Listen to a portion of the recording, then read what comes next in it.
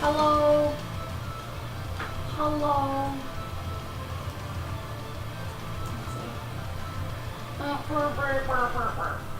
Hi guys, how are you? How is the sound? How is the video? How are my people? Serenity, thank you. It's 15 months. Man, I wish I had a 12-month weird thing like Gabe does. I do not.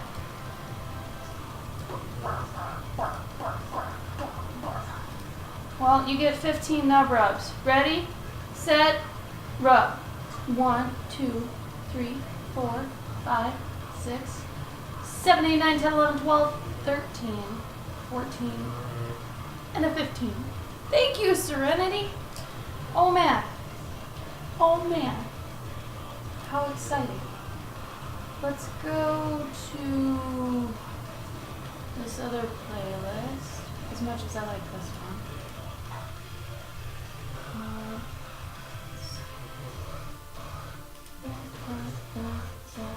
Oh, thank you, Serenity. Subshrub, he is. I have to remake him though. I hate that he's not truly mine. He belongs to another. Switch up. How are you guys? Mildew, it's been a long time. Welcome. We missed you. And Serenity, hello, obviously. Glitter. Kitchen, I'm so glad you're here for the bunny. I can't tell if he's eating soup or tea. I don't think I'm going to tell anyone which he's drinking. Or other bunnies? Whoa. The blood of his enemies. You know, typical Monday meal. Let's see. How are you guys? It's Thursday. It doesn't feel like Thursday. Does it feel like Thursday? No. I don't know what day it feels like. Oh, thank you, May Fox. You noticed. Yeah. I was thinking about it, and I haven't really...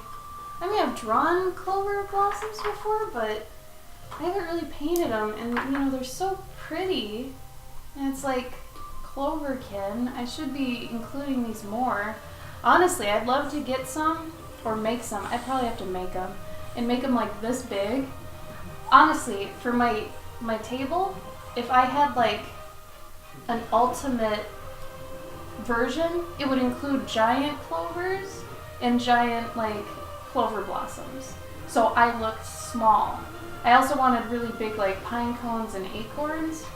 But you can't fly with these things, you know? So I don't know, it kind of sucks because like I said, that's what I would ultimately want. I guess I could do cutouts, but that always looks, you know, cutouts. They always look cheesy or bad. I don't know. Maybe it'd look good from far away. But yeah, I am sorry about the time zone thing. Honestly, if Twitch picks up for us in the next couple months, like, well, first of all, if we stay on the 1 day a week we have and we end up doing better than we have, we'll add days and we'll add more time to it too. If it becomes more lucrative for us, you know. Hey, Miss Tsukiko! Hi! Don't worry about it. No, don't be sorry. I'm glad you're here. Welcome! It's been a while. Feels like a Monday Wednesday. I'm with that. I can groove with that. I feel you, Glitter. I feel you. Oh, Kristen! Gabe, will you do me a favor? After you turn off your terrible whatever. Can you grab me all the dolls? All the dolls? Yeah, and the other ones too. So, yeah. Before we start with this, I've taken up a hobby that is, I told you they were heavy. I like it too. And I'm supposed to put money underneath them. I'll tell you about that. Oh, yeah. I picked up a hobby of, Is it a hobby? well, you collect stuff. Yeah, Isn't collecting a hobby? I think it's a hobby. I think it's a non-creative hobby. It's a collecting hobby. Anyway, of collecting like people's handmade dolls and plushies and stuff, like the ones they seriously just do 100% them. And in the chat here, Adorable Kittens, her Instagram is, I believe it's this. It's close to her name there, but she makes the most loved, cared for, cute, adorable little plushies I think I've ever seen. Like, look at this. We did a commission thing where I wanted a beaver, and she totally knocked it out of the park.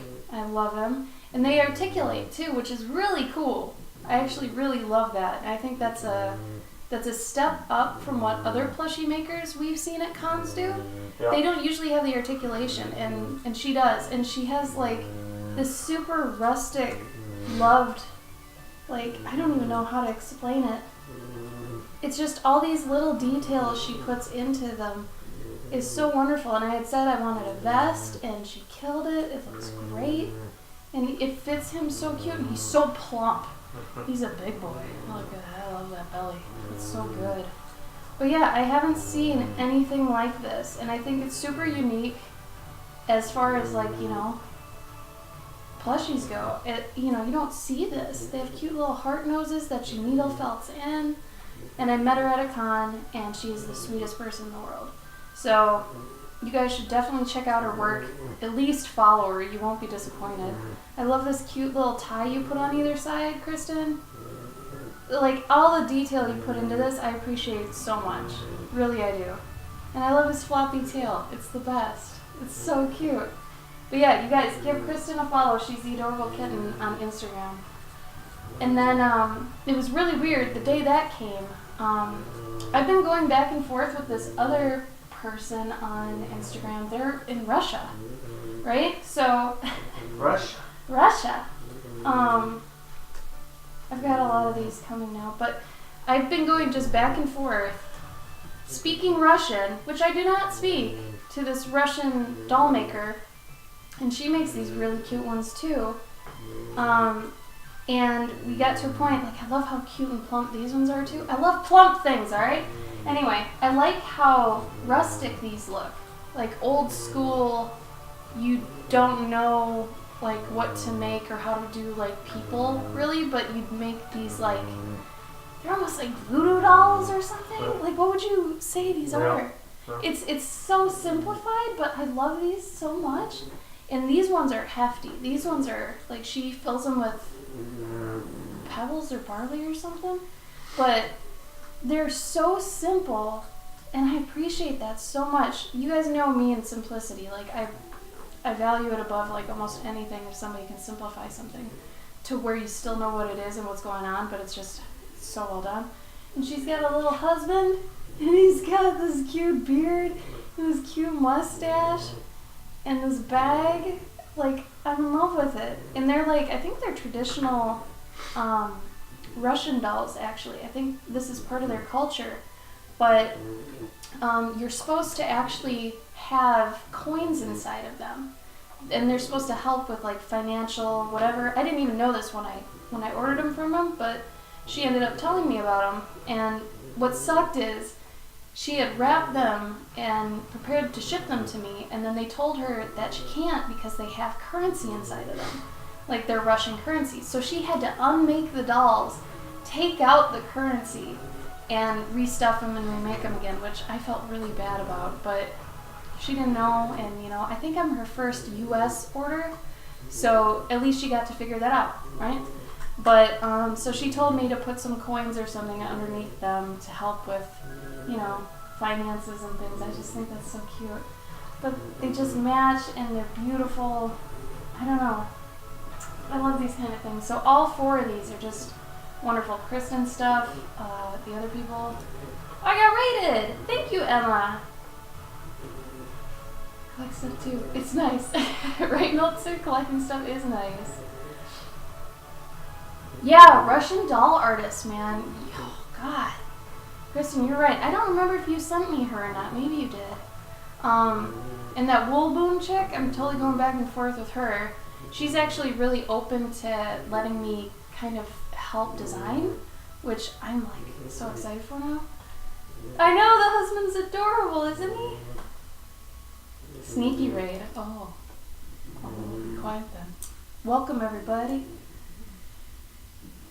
Good evening to you too, Emma. I hope your stream went well. I know this looks like a monster drink, like it's huge. It is. I mean, it's mainly water though. I swear to God. It's not actually from Jamba Juice. I just use their tumbler, but I hacked one of their recipes, so it tastes just like it, and it's so good. Oh my God. If you guys like Jamba Juice, my people in the U.S., and you get the Strawberries Wild one, it's honestly just strawberry, banana, and some apple juice. That's it.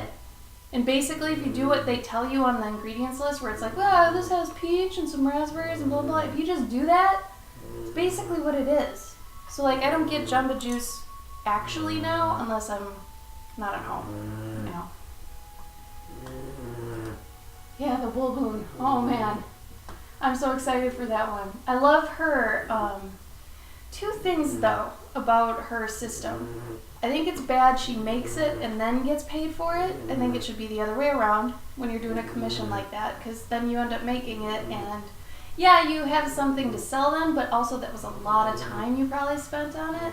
So I would have been fine paying her up front for it, especially since she only takes a couple slots. Like, think about that. Like, she didn't get paid for those slots yet, so if any of those people fall through at the end, if all 5 fall through, then she's hanging with like 5 of them. So I would take the, you know, the price up front. Don't split it because that gets messy.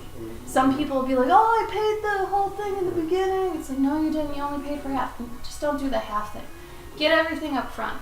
People are usually used to that with commission work, so it's funny because commission and freelance work totally different. Freelance, you log the hours and you get paid for the hours you did. Commission work, you usually get paid up front and then you do it, which it's weird when you plan finances because that's harder to plan for. You'd think it'd be easier, but it's actually kind of hard.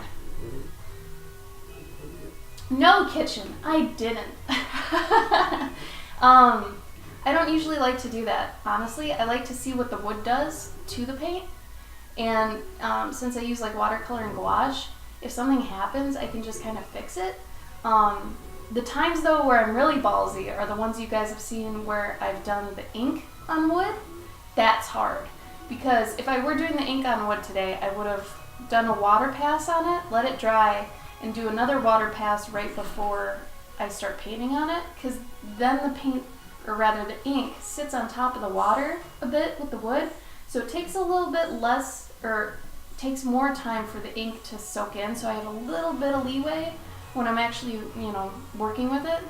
Whereas if you just put ink straight on it, it's just gonna suck it up, and you're gonna see like walls and things like that. So ink is probably the hardest to work with on wood. But with my stuff, I like seeing the wood grain. I like the actual tint of the wood, you know? And I know a lot of people that use the wood do treat it like you're saying, but it turns it white sometimes. I don't like that. I don't want that. So yeah, I don't prime it. I don't know. I never did, and I never really wanted to, and it's worked alright. I don't know. Oh, the puppy snoring? Yeah. So before the streams, Gabe or I, whoever's streaming that day, the opposite one, will pretty much run her ragged until she's tired, and then she sleeps basically through the whole stream. Otherwise, she's squeaking and barking and, you know.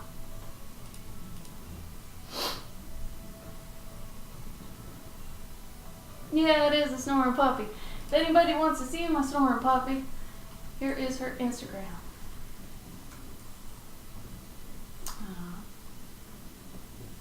Oh, Clear Gesso. Okay. Oh, you already put it out. Yep. Why didn't you tell me that? Thank you. Hi again, Serenity. Oh, speaking of internet, so last time was stupid, okay? For those of you who were here last Thursday, we were on a roll. We were having a good time. We were having a good conversation. I got on one of my rant bits, right? God, I feel like every time the internet has funky bits, I end up talking for 10 minutes to no one. And I got on my little fan art talk because we had organically gotten there. I didn't forcibly push it there. Turtle, thank you for the follow. And I got there and I was going, and 10 minutes later, no one's saying anything in the chat. And I'm just like, well, they're just sick of hearing this. They hear it all the time. So people are just not saying anything. No, our internet had gone out and I was talking for like 10 or 15 minutes. And then, so after we found that out, I was on the side raging for a bit. And then Gabe was nice enough to call the internet company and go through the whole troubleshooting thing. And that had to be at like an hour, right? Yeah. Like that was a good hour. And they did the whole turn it off, turn it on again, all this sort of stuff. It ended up where the port we were using in this room for the coaxial cable just went out. Like it died or fried or something. So Gabe took it into the other room and then it worked fine. So hopefully today we won't have those problems, because when we were at our old apartment and our internet went out those other 2 times, those were because of billing errors and crap, because we kept moving. So when this happened, I was like, I'm done. I'm tired of this so bad. It was so funny. Yes, so that's what happened, Kitchen. I appreciate you actually going in the Discord and asking, because I thought people were just like gone, And then I thought about coming back in. I'm like, it's already like 9 o'clock. I was like, okay. That's good, Emma. I'm glad it came back. With the raging bit, it's just me like ranting a good amount and just going and going and la la la la la la la la. So I get a little upset with certain things, but I don't know. If anybody wants to know the kind of crap I was talking about, go here. Blah blah blah blah blah. The IT crowd? No, we were talking about literal IT, where when our internet went out last week. What did we do about it? Well, there's this whole bunch of crap that had to happen, so that was interesting, to say the least. So I'm going to try to paint this today. As you know, I haven't painted for a while. For those of you who come here often, you know that the last time I probably painted was at the last apartment, which was a good month or so ago, because I have been so busy doing all these commissions. And I'll show you real quick what I'm doing right now. I just sent 2 out today. I'm sending 2 out like every few days. It's crazy. I have about 15 to do this month, but this one, she is actually a Cornish Rex. Really scary looking cats. Like, I thought Sphinx cats were a little scary. The Cornish Rexes, wow. That's what they look like. They're freaky, man. So this one ended up being a battle priest after I assessed its personality. So, her thing is that she has like, I'll relate it to a dragonborn yell. Like, she screams all the time. Her name is Gozer. So, they call her the Destructor. But she screams and screams and screams. So that's her power. So I'm part of the way on this one. But I didn't want to work on this today for you guys because I'm going to be at Emerald City next week, the 14th through the 17th. And that Sunday ends up being on St. Patrick's Day. So your local Clover will be there. And I'll have this guy for sale.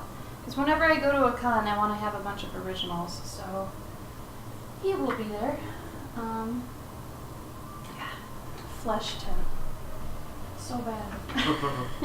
Every time I see flesh tint, I'm like, come on, are you serious? Is this a joke? You couldn't just say like peach or salmon? Like, why wouldn't they do that? It is kind of a salmon, Salmon's fine. Basically, that's how it sounds like. how do I protect my drawings when I ship? So all my drawings are usually backed anyway with a backing board of some kind, so that when people are flipping through them at a convention, they are just protected on their own, and then they've already got something when they take it with them that it's protected. It's got backing to it. As long as no one sits on it or something, you know. You'd hope they take care of it after that point. And then the ones I have in glass frames and such, I bring those with me wrapped in bubble wrap. But the main thing is, if you have any like super fragile things or things that break easily, or like drawings, things that you are really delicate, you know, put them in your carry-on bag, because that's with you all the time, right? So put those in there because you'll know the entire time what's happening to them. I've had way too many things that have been in my check bag that have gotten crushed and broken. I mean, God bless TSA, they try, I think, but things get broken. The thing I don't get is why the check bags are always on their front. Like, they always throw them onto their front. And I always put stuff on the top, and I'm like, no, because they're going to throw it onto that. So anyway, check bags, don't put fragile stuff in there. Put it in the carry-on. So then you know what happens to it, and you protect it. She asked, how do you ship them? Oh, I thought she meant like, how do you bring them? No, I mean, it's how do you ship them? Well, that was all good information too. Yeah. How do you ship them? I don't usually ship stuff. But, oh, you mean oh God, I'm thinking of the convention. You just mean in general. How do I ship drawings? Okay, depending on how much the drawing is, I will ship it in a different way. So like if it's between $0 and $100, I ship it with 2 cardboard inserts, right? The corrugated ones that are like, they're not super thin, but they're kind of thick. They're like a flap on a cardboard box thick, one of those, and then another one on the bottom. So between those and inside a waterproof sleeve. They're usually called document mailers at like Office Max, Office Depot, Office Max Depot, whatever. But they're usually like a plastic sleeve. So that protects it from water damage and it's protected from bending. If the commission is over $100, or like one of my Pet and Armor ones, I really protect those. I actually have boxes that I bought that they come out to be like 99 cents each or something, or cheaper. Probably a little cheaper than that. But they're probably about this thick, maybe 2 inches thick, and I have the bottom have peanuts on it. I use the biodegradable peanuts. And I put those in, and then I put the drawing in with another cardboard insert behind it, right? And it's in the sleeve to make sure it's, you know, water damage friendly, whatever. And then I wrap it actually in some gift wrap, right? And then above that, I put another layer of peanuts. And then I close it up and I, like tape it real good. So that way, like if something gets dinged on the side, it's just hurting the peanuts. You know, because on all the other sides there's probably about an inch or so. So super protected. I haven't had one ever get hurt, and it's probably been 300 of these things. So the moving one, good, Serenity. It was oh no, actually it wasn't. Wait. No, this was the worst time we've ever moved in our entire lives. Moving here, it was below 0 the whole day. There's terrible wind. There was a blizzard. It was a 4-hour drive for me. And we were up till probably midnight putting things into the house. It was horrible. Not one of the better times.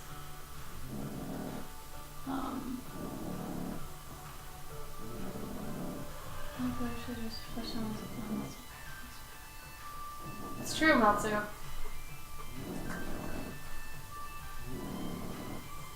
Yeah, so I always get a little like worried when I ship my ones that are in the smaller sleeves, not the boxes, but I figured those aren't as expensive, so if I actually needed to redo that, I could. And of course, take scans of everything you make, because, you know, if that gets hurt or whatever, you could be like, well, it got hurt, I could do it again, it's going to be a little time. In the meantime, I can give you the scan of the original one if you want. You know, and also you've got record that you did it. that sort of thing. But yeah, I haven't had anything be bad. Like, everybody always rips on the Postal Service, but honestly, they've been really good with my stuff. Either that or I've been really good at protecting it. I don't know. It could be a combo. But the other thing is you can get insurance on things too. And I usually do if it's over $200, I'll get like $50 insurance added on, which is like 50 cents to $1, something like that. So, you know, it's worth it. Just remember that when you're, I guess, getting all these packaging supplies and figuring out how much it is to ship it when, you know, it's weighed, that you're factoring all those into the shipping price if you are charging for that. If somebody gets a commission from me at a con, it'll be shipped for free. That's part of the perk. But like on Etsy, I usually say around $5 because like the box plus the tape plus the labels plus the actual weight with shipping, you know, all that stuff. Yeah, no, Serenity, it's coming. I mean, it's basically done, but that's not the thing I have to make you. That one's done. Like, it's 99% done. The thing I have to make you is that card, and I haven't gotten around to making that card at all. So I hope it's okay. That one's probably going to be a little bit late, maybe middle to late April, because right now I am just crazy bogged down with commissions that are due in April. And I've got a con coming up, so I have to finish 15 commissions and do a con in like, what, 3 weeks? It's doable, but it's not easy.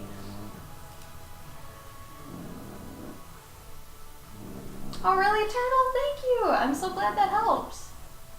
Yeah, and I think that's important, like, as a streamer, that you do talk to the camera, you know? And it's funny when people come up to me at conventions and they actually want, like, an interview. So you get this sometimes, and they might be a big thing, they might be a little thing.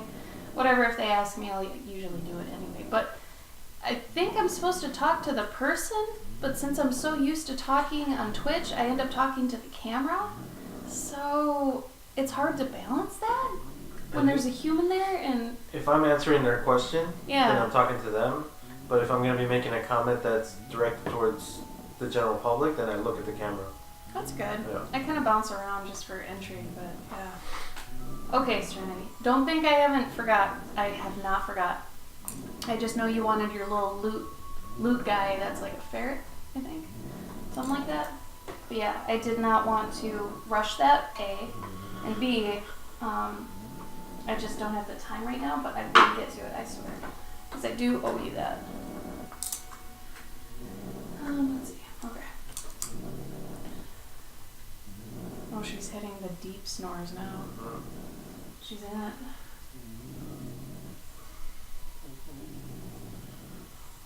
Alright, I'm going to be a bit more loose with this painting, I think. I'm going to make it a little bit just, I don't know, lots of flats. I don't think I'm going to over-render or go crazy on it. You know?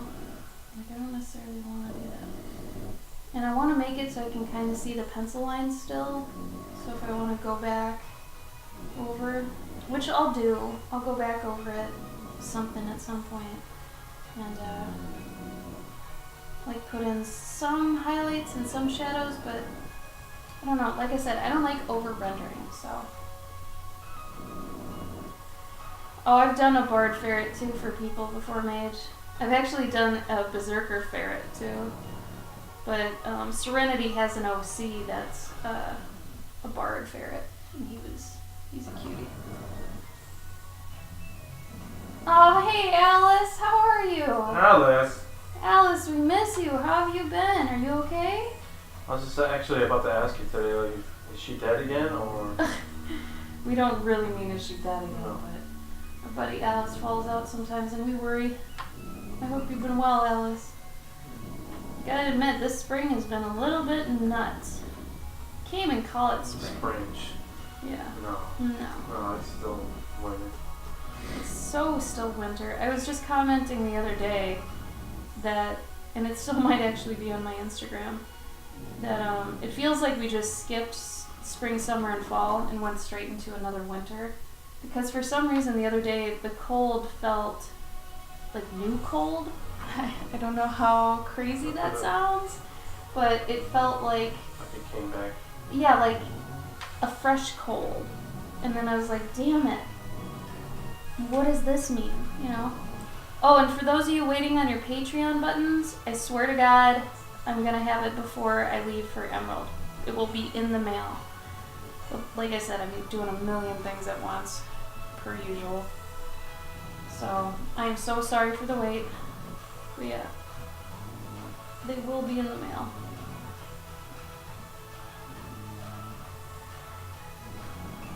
And for anybody who's interested in my Patreon stuff, actually, Dave, can you put in that info?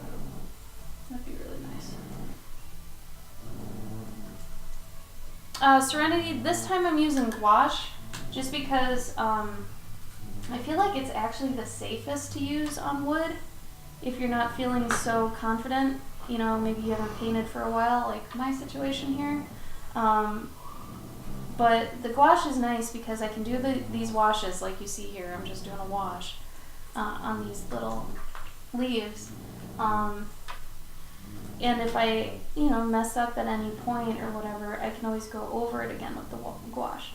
If I'm doing a stream where I'm using ink on wood, I'm feeling pretty good that day. I'm feeling pretty brave, confident, because ink is rough. Ink is really rough. But gouache is really forgiving in a lot of ways, regardless of what you're using it on. So I'm going that route. And this is another reason I don't like to treat the wood. And like I said, some people do like to treat it, and that's totally cool. Like, do you, whatever fits, whatever you like it to look like. But I really like what's happening right over here. Because all the wood grain, the paint kind of sinks into it, which I like. But at the same time, like, you can fight that too. If I didn't like that, I could add something to it to actually go against it. But I don't know, I like that. And I like that the wood is tinted the color that I would have done a wash of anyway. So it's actually kind of a gold wood. You can see that right there. It's harder in here. I feel like the lights are kind of washing it out, I guess. But yeah, it is kind of yellowy. Clear resin casting. Yes, we have. It is very difficult to use for like regular casting, and I feel like it's difficult to use on top of paintings. It always gives me like a heart attack. I mean, it looks cool afterwards, but there's a lot of finishing stuff you can get. Like, I could just go over this with a clear finishing spray or a clear like coating too. The resin casting is like the highest of the high niceness, right? To bring forth the colors. But if I wanted to bring the colors forward, I really do like the subdued, kind of pulled back colors. But like for Gabe, if he wanted to do that, he totally could. Because that would help his colors pop. Hey, Jazzy. Jazzy, just so you know, there's another Jazzy now. So I'll probably be calling you Jazzy because you're the first Jazzy. And she I might call Jazz? I don't know. If she comes in here, she's not in here yet, but if she comes in the stream, it'll be a little bit more difficult. Hey Zanko, hope you're well too. Thanks for dropping in. Fight. Yeah. Hey Gabe, did you see Jazzy's new synthesizer? Yeah. Way to go hardcore, man. She had shown it to me earlier when she first got the one that I showed her. Yeah. And I was like, oh my god. But that was like way expensive. Like What way you got? expensive, yeah. And Really? if Jazzy didn't know how to make music, I would have yelled at her so bad. But she knows, like, I think Jazzy, didn't you go to music major? Yeah, didn't you go to school for that stuff? Yeah, or like sound Jazzy, I design? thought you were like a major or something. Right. Or like it was your main focus. Which I suppose would be a major, but you get what I'm saying. Oh, this is so washed out. Hold on.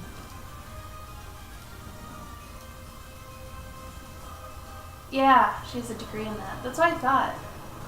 I remembered. It's all art, baby. Art on art on art. But yeah, that thing is like amazing.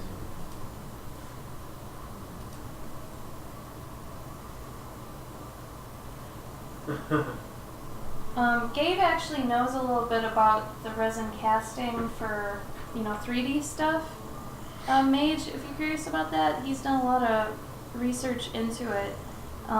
You found out though that there are better things to use than resin, aren't there? Like depending on if you're using figures.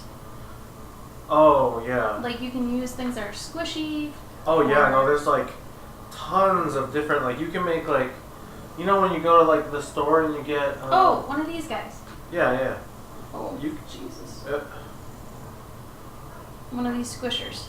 yeah, you can like make a mold and then you can buy the stuff that basically Makes this. makes that. Or make something glow in the dark. Yeah. Or, like, you don't have to even do resin.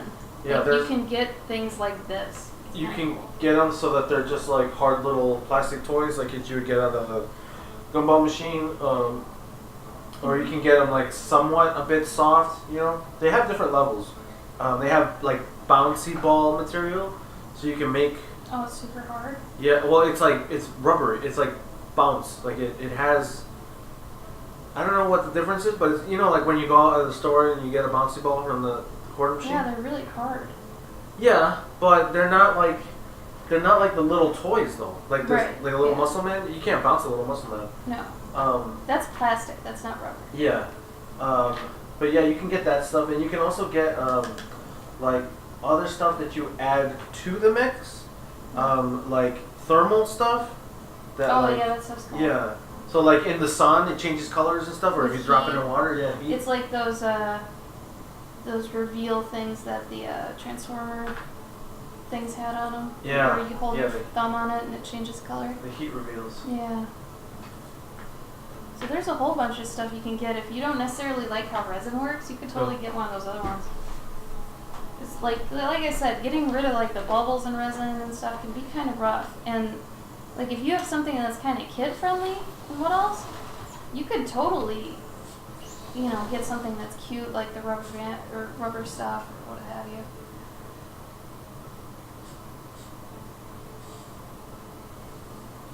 Oh, that's good, Mage.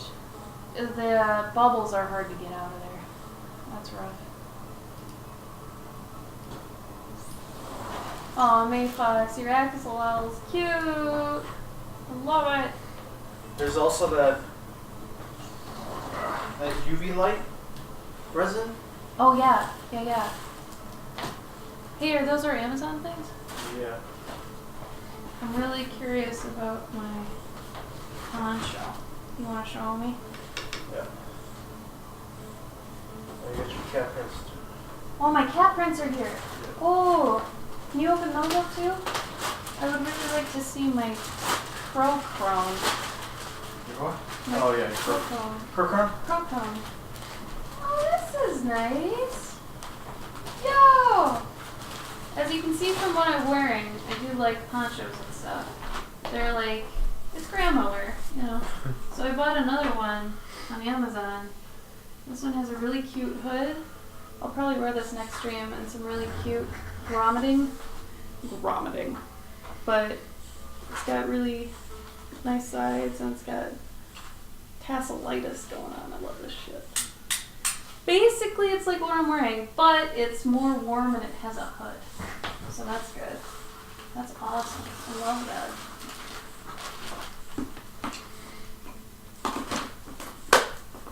Yeah, Mage, the squishy material for sure. Like if you did a beholder or something for your D&D stuff, it'd be cute if it was made out of that. So I think that'd be cool. Let's see. I wanted this shot to be raining. I'll be honest. Can I just let her eat this? The box? No, No, I use those. Oh, well, she took one, so we'll just let Oh, her she know. can take one, Yeah. but how'd it turn out? Good. Just give me that one. Ooh, It's dark, but it's still good. it's desaturated. This is a good print. Are you being funny? No. Compared to all the other stuff that they usually give out? Oh, yeah. No, that's a good piece of art. Yeah. Okay. So I got my Crow Cronin. Ugh. She's in the shrink wrapping right now, but it's a little bit, it's not dark, like I like the values it ended up having, but I am not big on the fact it isn't as yellow or vibrant as I like it to be. For some reason it is a little pixely. I don't know. Well, it's not horrible, but it's not great. I don't know if I'll bring it next week then. Oh, weird. Right? Yeah. Like, I don't know what I did. No, it was just cat print. So, I could have gotten like a hard copy proof if I wanted to see what it looked like beforehand, and they do that for free. They'll just send it to you. But I didn't have time for that because it's next week, so I shouldn't have done that for a new print. The other ones are fine though. Like, I reordered some of my older ones, they look fine. It's just that one is the first time I've ordered that, so I wasn't sure how it looked. So let this be a lesson to always get a hard copy proof, not a digital proof, because that's not actually going to tell you what the colors are that the printer's going to do. Hard copy proofs are for actually seeing how it's going to print. Digital proofs are mainly for cropping, seeing how it's going to crop, and if you've got like multiple pages or sides or corner rounding or anything like that, it's going to kind of give you a view of that. But for cat print, which is like the best printer hands down for like regular con prints, you'll want a hard copy proof if you have time to. Just sell them online, Alice. The problem with bringing prints to cons is you can't bring them all.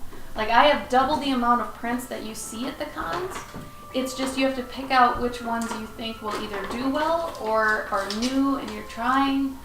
It's hard because you have to really think. It's like a portfolio. You have to pick your best of the best, basically, and bring that with you. You can't bring them all. So, for those, like, I still have King of the Castle prints, but they didn't do so well, so now I just don't bring them with me to cons, but they are available on my store.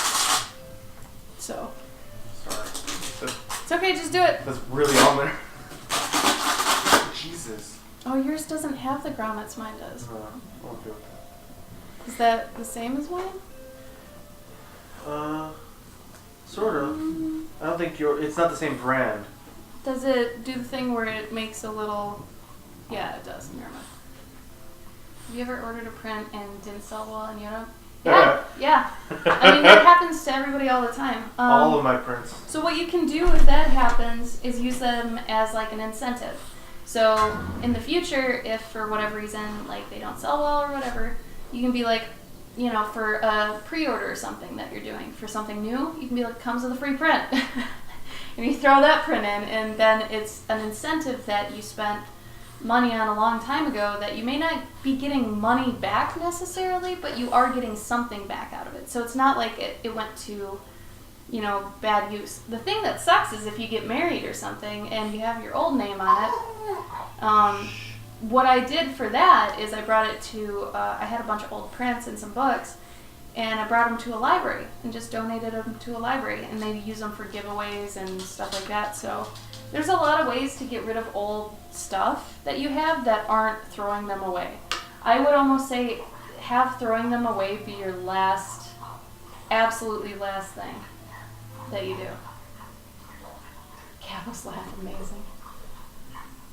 Libraries are great, yeah. I think they're at least coming into being more appreciated nowadays. But yeah, libraries are wonderful. Don't forget to give them, you know, some stuff. If you have some things that are like not really used or anything like that, usually you can donate those to the library to use in like contests and stuff. I did want to donate them to a hospital, but I think hospitals are a lot more strict with what you can give them. Like, you can't give them things that have been opened, I don't think, or used. You can't give them like plushies, I think, that are used. stuff like that. So it's good to actually, contact these places, ask them what they allow, things like that. But usually libraries are all for it, especially if it's art, But I found that was actually a really fulfilling way to get rid of it. Yeah, I think working in a library would be really cool. Honestly, I think I would really like that. If I had to get a part-time job, I think I would want to work at a library. I wouldn't want to do the barista thing or anything like that, because that's actually a really stressful job. I don't know why people do that. That is a really damn stressful job. I wouldn't want to do that. I would probably want to do the librarian thing. If I had to get something where, maybe my art wasn't doing so well and I really, needed some cash, I think I would do that. And I think I'd be happy, honestly, doing that. Because I really like quiet. I like kind of being alone. And for the most part, I think, if you work at a library, you're not really having too much interaction. You're stocking books and stuff. God, that sounds great. The more I talk about it, the more I like it. Yeah, you're right. Jazzy. And Serenity, how was it? Did you like it? They didn't reply yet. Don't forget to follow up. With job interviews, even in this day and age, following up, do not email. Either call them or send them a card that's like, hey, thanks so much for your time last week. I'm this person. Maybe even call back to something you talked about. I really enjoyed, our stance on this, and, I'm really looking forward to hearing from you, all that kind of stuff. Because a lot of people won't do that. They're not gonna reach out. Again, they'll just be like, oh, I guess they don't want me. And then they'll just move on to something else. Where you could be a little bit more, headstrong and go get them. Go get them.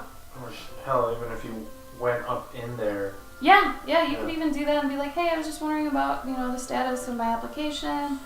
I hadn't heard a call back. Most of the time, though, they won't. The person at the front will be like, oh, yeah, I don't know about that, blah, blah, blah. So maybe don't do that necessarily. Hey, don't eat that blanket. Your babysitter's doing a bad job. Hey.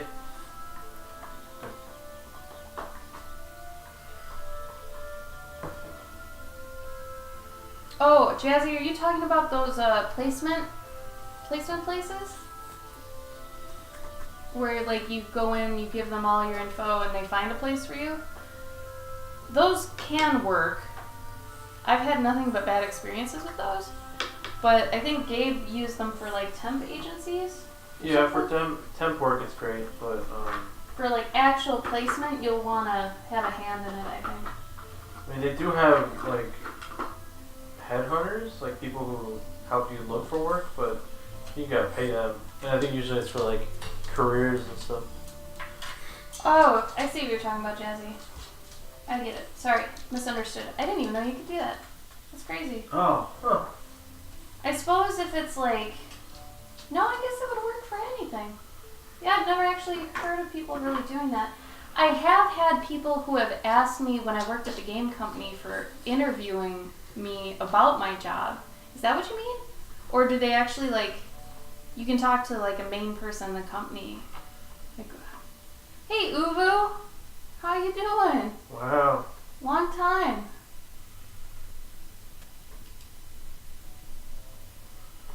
Oh wow, Serenity. Staff council of the city? For a library job? Wow. That seems intense. Huh. Okay. Now I'm trying to do math here.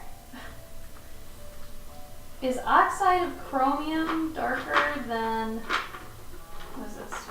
Moss green? Yeah. Oh god. Taking a break on a portrait. Not bad, man.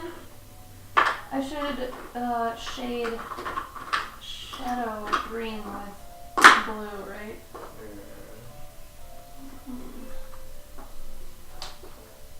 I think I'm gonna just end up making this a sunny portrait. I wanted it to be rainy, but I don't think it's gonna happen. I don't know. I wouldn't recommend it anyways. Rain? Yeah, just based on the. I mean, the wood itself is already brown. That's true. I would need to find like a birch, Yeah. something already kind of desaturated. Mhm. Yeah. Good call. Okay, what's she doing? Nothing wrong. She's looking at me from under the chair. Mhm. She's gonna start barking at me soon. Mushy, you should be sleeping. Why aren't you sleeping? Oh, she's on my legs. She's growling. Come here. I kind of hope she whines so you guys can hear her whine. It's such a grandma. I mean, hence why she's grandma, but. Hey. A cookie? You want a treat? You want a treat? Sometimes I think she does do the bad things, so she does get a treat. But what dog doesn't, right? Let's be honest. Here. Sit. We also got a remote control car that we play with her with, and she loves it like crazy. Oh, bye, Alice. You too. I hope you're all right. We miss ya.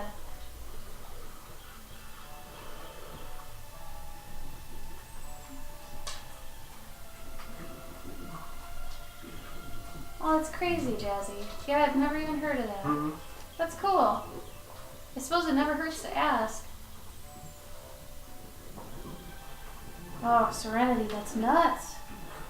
I guess that's good, though. I understand that. That, you know, makes sense. That's a good thing, I think. Alright. So because I'm changing it to being a sun scene, I'm going to go back over these greens I already did and add some yellow. Because, you know, when sun goes through leaves, it's got that sun-kissed look to it. So I'll probably have to go in again, too, and add the... leaves also have, like, this thing where you can see another leaf behind it. Translucence, I guess. So I'm probably going to add that later.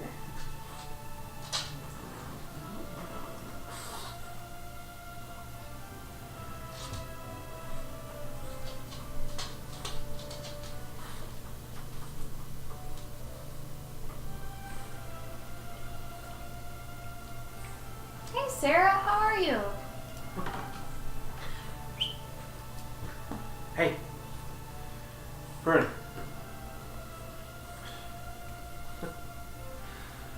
She was chewing on my chair earlier. She's playing with your tassels. Oh no, don't let her chew them. Hey, come here. Trip. Twink. You know what's weird to think about? That Hook is a sequel to a movie that technically was never made. Like, it's a sequel to a story, but not necessarily to a movie, you know? Bye, Ubu. Cool, Sarah, cool. Just chilling, man. Chill on.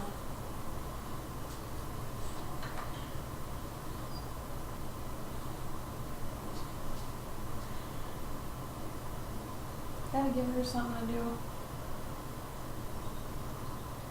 Wishy, why don't you lay down? Do you want to lie down?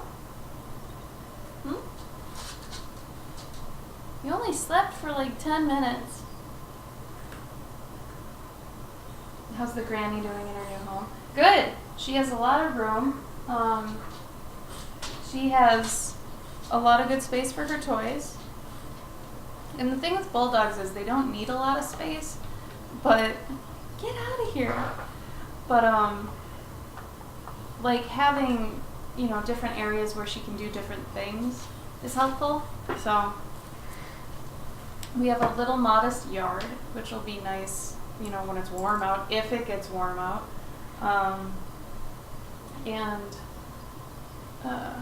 Like the house is nice because it's not huge, but I like that.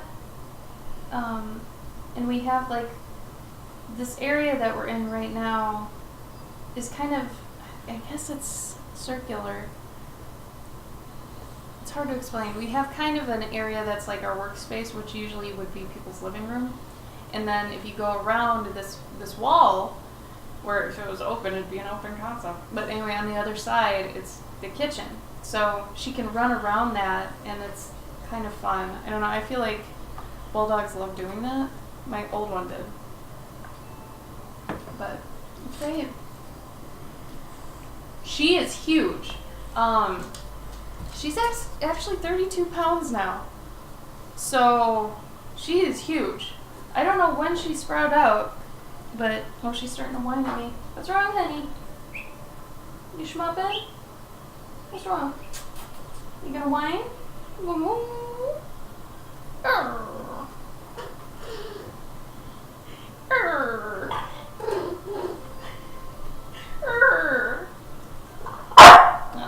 Sometimes I can get her just to Come then here. she'll start barking.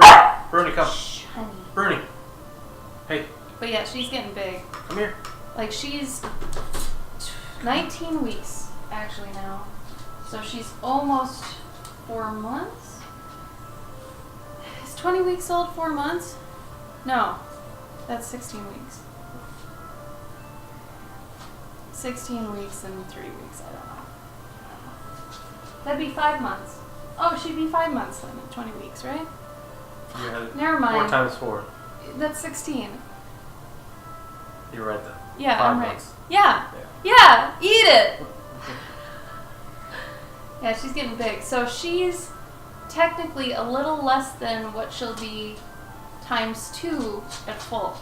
Because she'll, like they were saying that she'll get between 60 and 80 pounds. So if she's halfway to a little under halfway, she's gonna be huge. It's gonna be nuts. Get out of here. Well, she does this thing where I've got a little footstool because my desk is kind of elevated, and she always comes and stands on it when she wants to get my attention. And it's funny because it's a little bouncy, and she kind of likes that, so she kind of bounces on it. It's really cute. But then I don't have anywhere to put my feet, and I'm like, "What are you doing?" And she's like, "Nah." You know, and she makes that noise, and I love it because it sounds like a grandma. And a lot of the time, she, like bulldogs, she does the with her tongue. It's so cute. Goddamn, so cute. What are you guys doing right now? A lot of space to cause mayhem. Yeah, it's true. They don't need a lot. Honestly, they're so big and kind of clumsy and dense. They can take things down so easily. It's really funny. Okay, now this is a watercolor, but I'm going to use it anyway, because it is the color I want. And because this is art and I do what I want with it, I am going to actually make these clover blossoms a color that they are not, because I don't give a... Gabe, do you happen to have the gouache white? I don't know where I put it. I think it's around here. Do you have one? Is it permanent? Oh wait, no, mine's right here. I know. Okay. Cats take things down on purpose. It's true, they do. And then they stare at you, expecting you to do something. And they're like, no, you can't, can you? Because that would be bad. You know, like, curse you, cat. Curse you.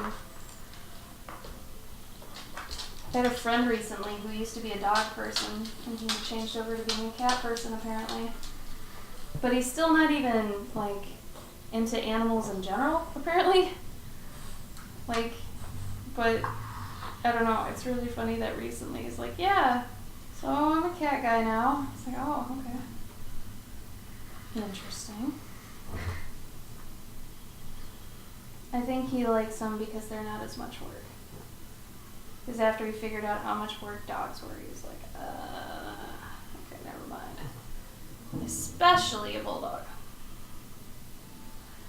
Fabric study. Cool, Meltzu. What kind? Like just folds and stuff? Or like actual fabric? Or what do you mean?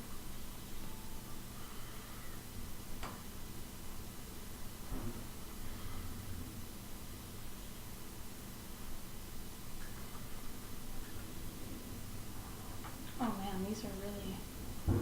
Well, actually no, maybe they're okay. I thought they were really bright, but it's kind of...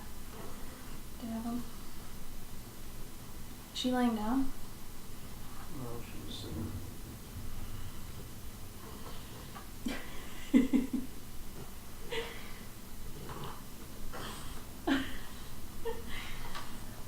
My favorite thing about bulldogs is all the noises they make. And she makes these noises like she's just laboring, being alive. And she's fine and healthy and stuff, but they just make this sound like, ugh. Like I'm tired of everything, that sort of thing. You want to play, don't you? Don't you? Yeah? You got your wubba? You got your wubba? Papa will play wubba with you. Come here. Play wubba with your papa. Huh? Come here. Go over to Papa. Mama's busy. I'm her favorite, but... You squeaking it? Kitty! You squeaking it? Squeak! Can you squeak it? Now Papa's distracting you. Come on. I guess you could take her in the game room if you want. Huh? I think it will. Yeah. You could sculpt. Gabe's been sculpting lately. It's been pretty cool. I wonder if you could just hook up a camera at night and just show what you're doing. Oh.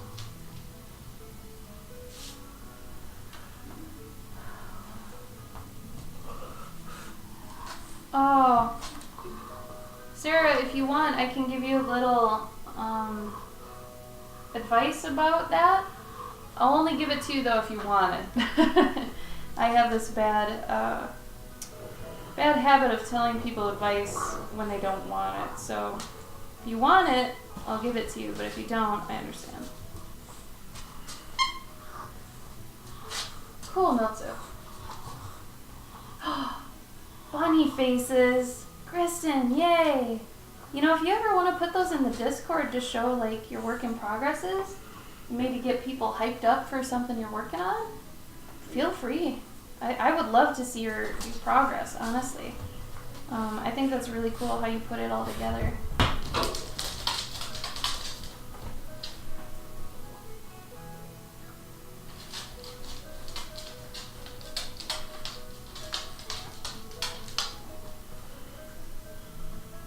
What show is it, Kristen? Did you already tell me? I feel like you already told me. I feel dumb. I think this is my favorite color I have. I feel weird because in my older age, I feel like I've really started to like pinks. Where growing up I liked, you know, black colors and or just black clothes and stuff and dark colors and things. But it's like I feel stupid actually liking pink, being a girl and being older, but it's like, I don't know. It's not exactly pink either. It's more of like a wine, maybe. I don't know how to explain. Like the color you're using right now? Yeah. Or sorry, the color that you're wearing right now? No. No, this is burgundy straight up. If you had more magenta to this, like this. Oh. Damn it. Yeah, I see it. Yeah. Yeah. You want to clean this up? Gabe, Huh? I need your help. When I did that, I got paint all over this and me. So it's got white on it, be careful. You probably actually touched it.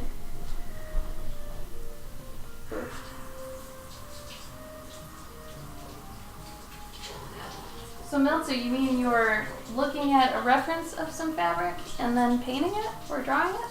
Is that what you mean?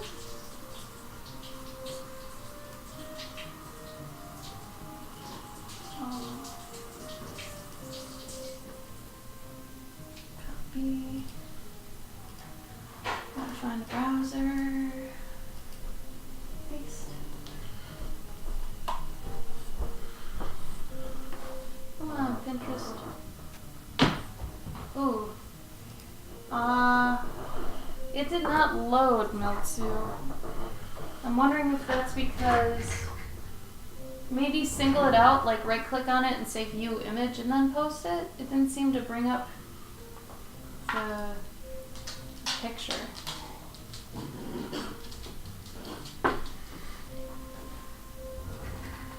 Well, Sarah, I'm gonna give you that advice anyway, actually.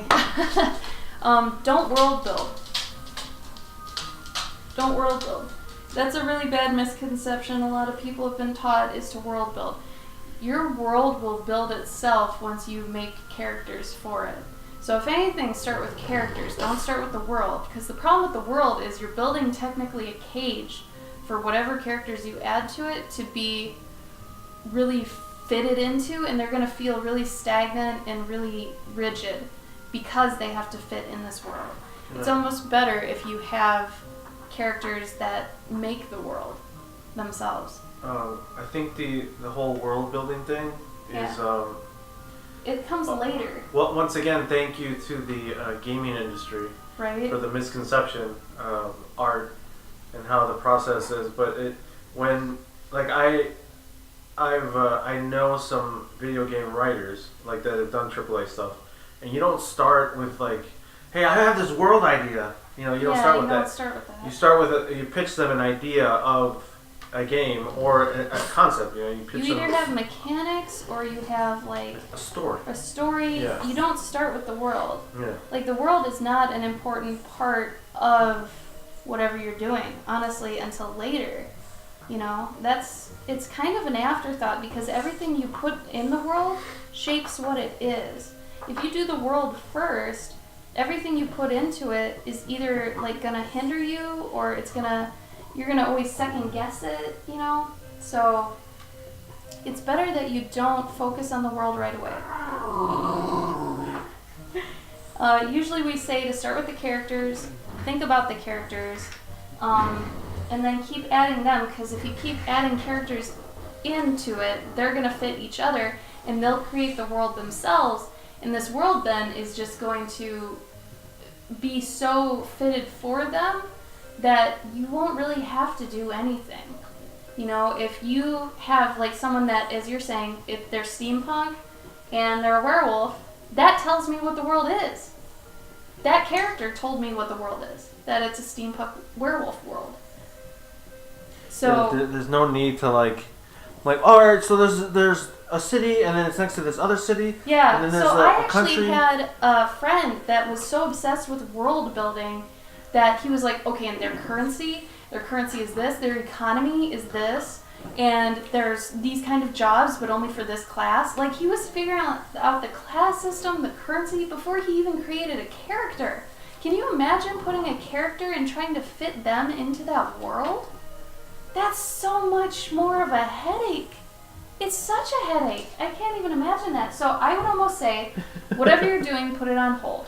And then just try to make a character that would exist in that world. And once you get one that feels like they would, make another one and try to make that one kind of fit in the world. And then eventually you'll get this plethora of characters that will say, well, this one was obviously an upper class werewolf steampunk guy, right? And so that means that you have an affluent culture part of your world. Then you have maybe a poor section. What do they look like? The characters make the world does not make the characters. It's almost like if you were like trying to tell somebody about your friend, and they have never, like, you have a friend that lives in South Africa, but, and you want to tell your other friend about this friend and how cool they are, but before you tell them about your friend, you go into the in-depth workings of how, the South African history and their agriculture and their Some GDP. People do that, though. That is weird. But that is weird. They lose you in the story, yeah. It's like, wait, what are we talking about again? Well, my friend. Oh, right.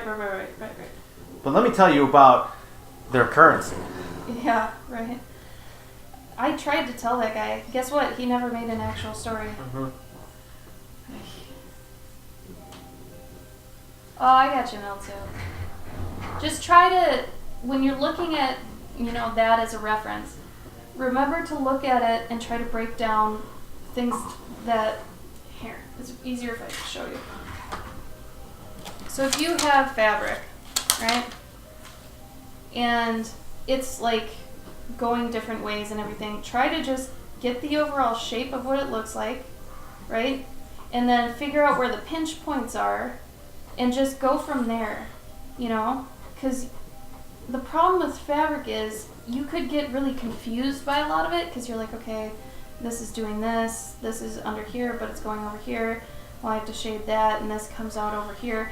Fabric can end up looking really rigid if you're not keeping it loose.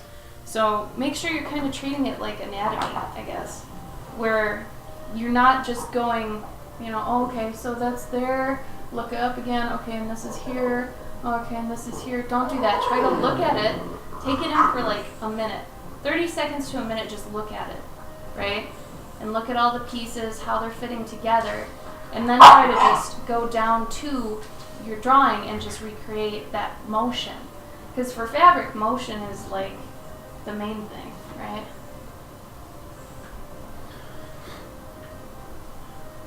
Okay, so Sarah, there you go. You started off right, and then you probably got caught up in the world, right? Your own world.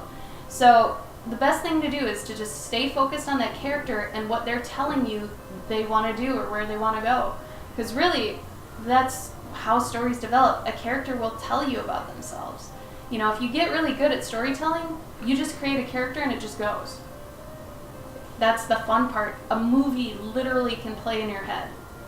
And what happens when you get like confused with what to do in the story, at least for me, I don't know what happens with you, Gabe, but in a story, if I get to a point I don't know where they go next, it's like it pauses. Mhm. Like you just press pause on it and you're like, okay, well, if they went that way, this all would happen. And then you kind of have to think about the outcomes and what kind of an ending you want.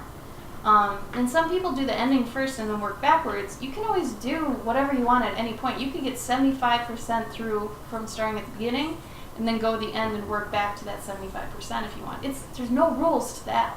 So, you know, feeling that around. So Hey, Uber! Hey, Uber. There's a super awesome article that I've had for sitting there for a really long time. But, okay, all But right. yeah, you do want your story first, then the world just makes itself, like I said. You don't even need a full world. You may not even need currency. And this is the thing, if you made that, if you spent your whole time making this currency and this class system, you might not even end up using it. So why even like focus on that, you know? So make what you need. And to do that, you'll use your characters and they'll tell you what they need. Sorry, Gabe, keep going. There's this article, it's the 22 Rules of Storytelling by Pixar. And it's like perfect. Like if you just look through these rules, if you're stuck, read through these rules and it'll like It'll help jumpstart you. you. Yeah, it'll jumpstart you. Miltsu, that's a really good start. Good job. I'm glad it looks like you didn't really labor over anything. Do it as quickly kind of as you can. Do the gesturing thing.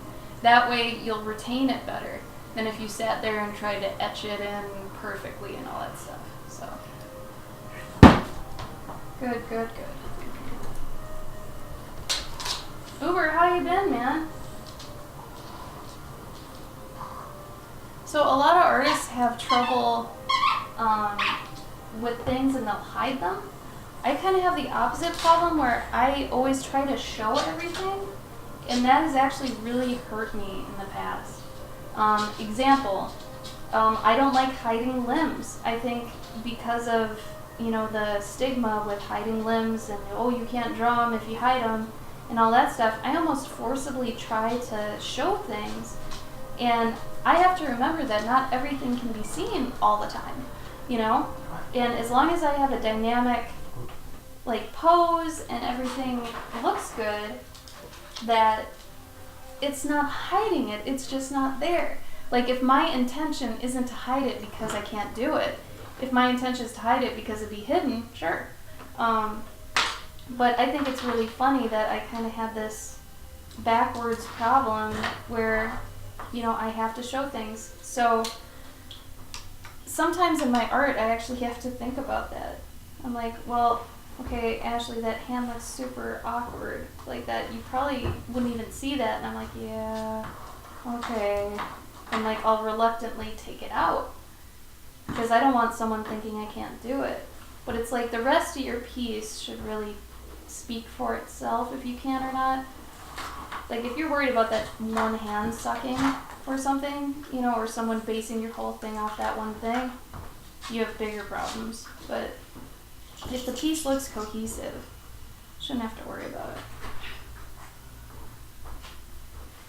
it. Sarah, the best thing you can do is get through it. Gabe told me this thing where you can't edit something you don't have. So, or you can't edit a first draft that doesn't exist. So get a first draft done, even if it's forced, even if it's just messy. Get something start to finish, right? And then once you have that, you can actually edit it and go back and, you know, oh, this feels weird, I'm going to change this, put something else in.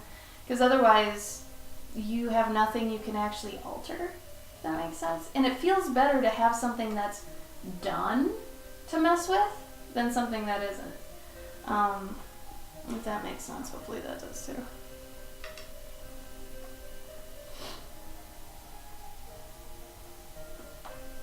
That's good, Miltu. Good, good. Actually, let's do this. How's this look? I feel like I wasn't getting it light enough. Just go for it. The funny thing about these clover blossoms is they are primarily white. So I was doing that thing where I was working backwards when I really should have just been doing them white and then plopping in the color anyway.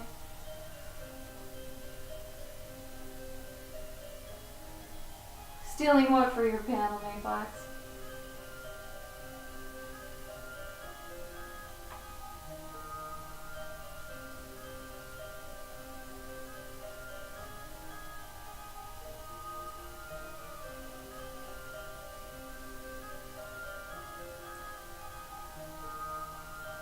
Sounds good, Miltu. I hope you've been well, keeping up doing art and stuff and whatever time you get.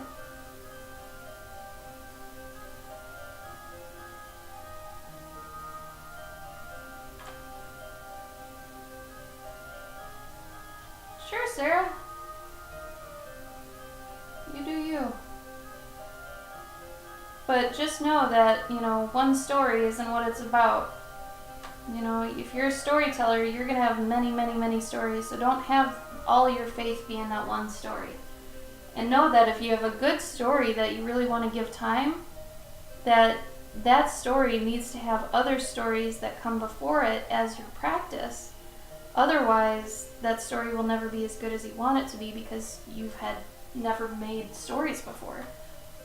So to do the one story you care about justice, you have to have done other stories, which I have had this one story that I've been focusing on in the past. I've got that one on the back burner that I'm almost to the point where I can do it justice. And I've been writing other stories and putting out other stories in the meantime.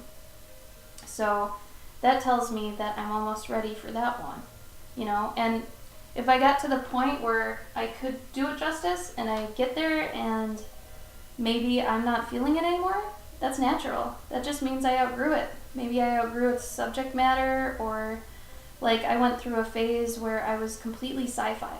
I was not fantasy at all. I was sci-fi. I was robots and stuff. I outgrew that, and I'm fantasy now. So, and that's very much more true to me. I mean, I respect sci-fi and I like it sometimes, but it's not my focus. But it took me a while to figure that out.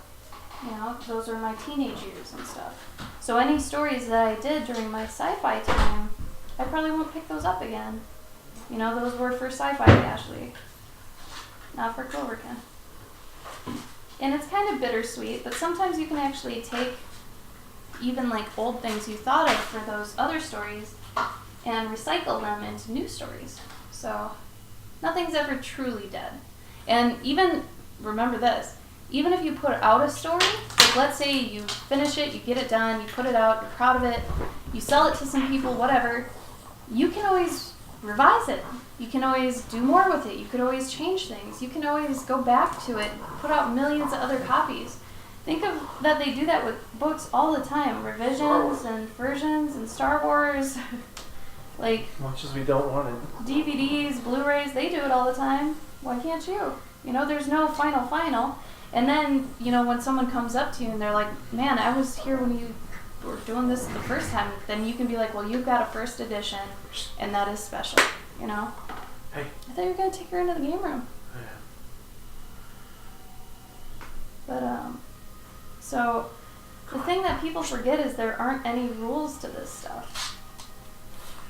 Just worry about getting a first draft done. That's it. You can't edit something that doesn't exist, right? Like Gabe says. Or maybe stole from someone. Did you steal that? What? Did you steal the can't edit something that doesn't exist from somebody? It's like a really old saying. Oh, okay. I like to attribute things to who they...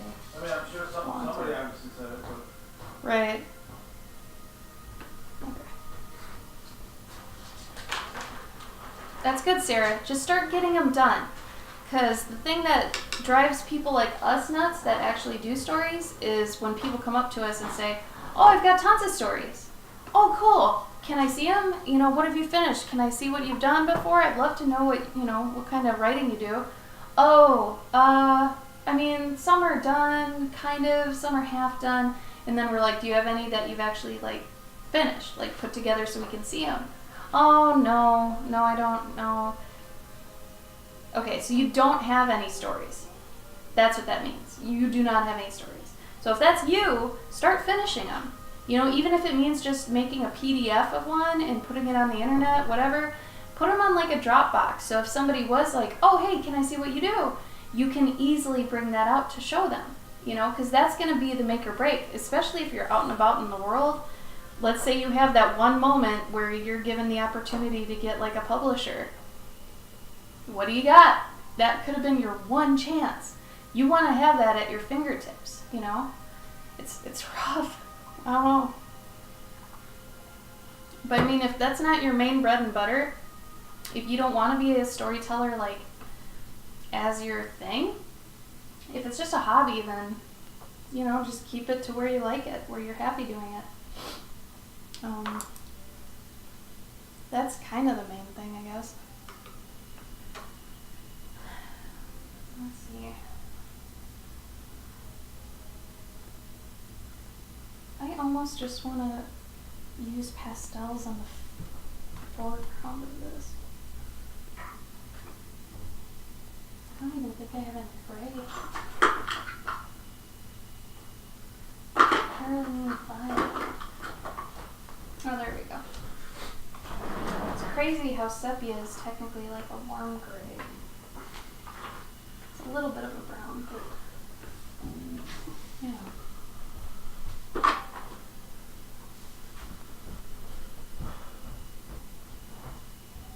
Gabe's babysitting the pup now. She got a little bit too loud, too woke. So he's probably gonna go sculpt with her in the other room.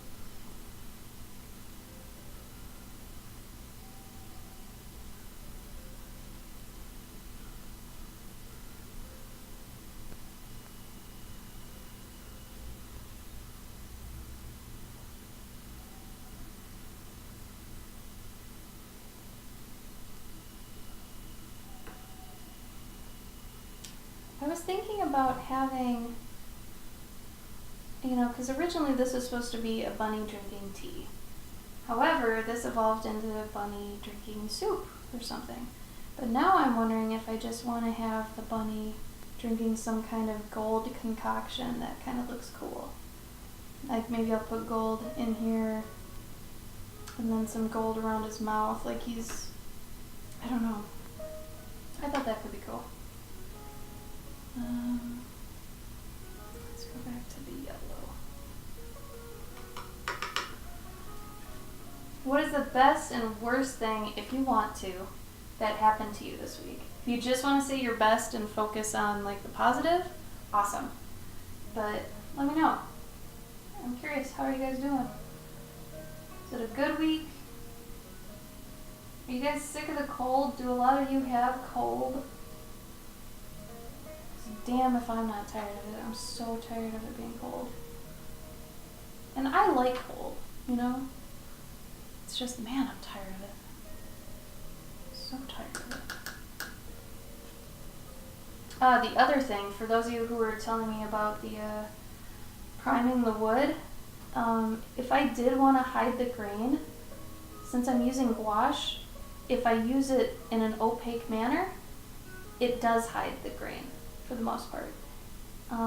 When you start watering it down, that's when it actually starts showing the grain. But you might hear Gabe yelling at the dog.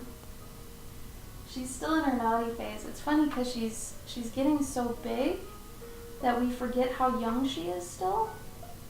And I'm sure big dog owners go through this too, where you feel like your dog is actually almost like an adult, but really, like, they're still a puppy. You know, they're only a couple months old.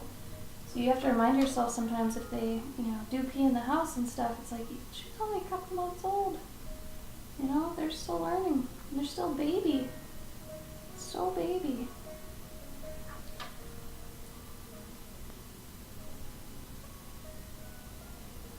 Cool, Sarah. Well, I look forward to seeing it. Make sure you just finish it. Set actually a goal. Like, say in 2 weeks, I want to have that first draft done. And really shoot for it. Make all those strides, figure out how much you have to do a day, all that sort of stuff. Oh, and thank you for the follow, Sarah. Weird. All 3 of my cats have allergies, so the snoring at night is terrible. Is it cute terrible, or is it terrible terrible? Because my dog snoring is seriously like a grandpa, and I love it, but I know some people aren't into that, which is fine, to, each their own and whatever, but...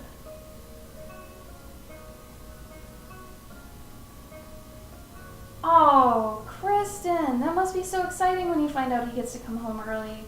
That's wonderful. We love having him in the chat, too, so, that's great. I'm glad. The girls must be excited. But I'm sorry about your cat being sick. That sucks. Sick pets in general are no joke. I know, getting a bulldog, we know that they're very prone to illness. They're brachycephalic breeds, so I went into this a second time knowing that. I'm very well aware that, bulldogs and pugs and Frenchies, they can all get pretty sick pretty easily because they're brachycephalic. But at the same time, if you're willing to deal with that and take on that burden and love them anyway and spend the money, now it's a little bit harder for us because we're freelancers, but we've got puppy insurance, dog insurance, so for us, we're putting all our money into that because we don't want kids. So we're not kid people. So for us, our puppy is our kid. So if we get them insurance and whatever, it's worth it to us. So has it really been 2 months since we talked to him? That's so crazy. Good Lord, that's nuts. Oh, May Fox, that's so cute though. Oh, that's fun, Miltzu. Oh, craft store shopping is always so fun. I love it. I love it so much. Yeah, it was great seeing you. Sleep well, okay? Hopefully we'll see you again soon. Wow, early January. That's so crazy. It's March. Oh my god. That's so nuts. Sorry, I'm having a moment about this. I can't even believe it. I can't believe it's March.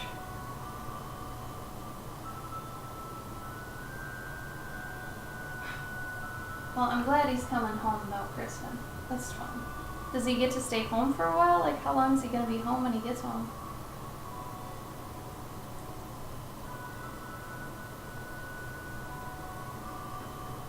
I was going to say that I miss going to a craft store with someone, because I used to like go with lady friends and whatever, probably a decade ago, if not longer. But I actually really like going alone too. If I go to a craft store alone, I know at least like I'm able to think through everything I want to without being distracted by funny stuff or anything like that. Like, I guess I go to the craft store super serious, like wanting to get it done, you know, like whatever I'm pursuing, I want to do it right.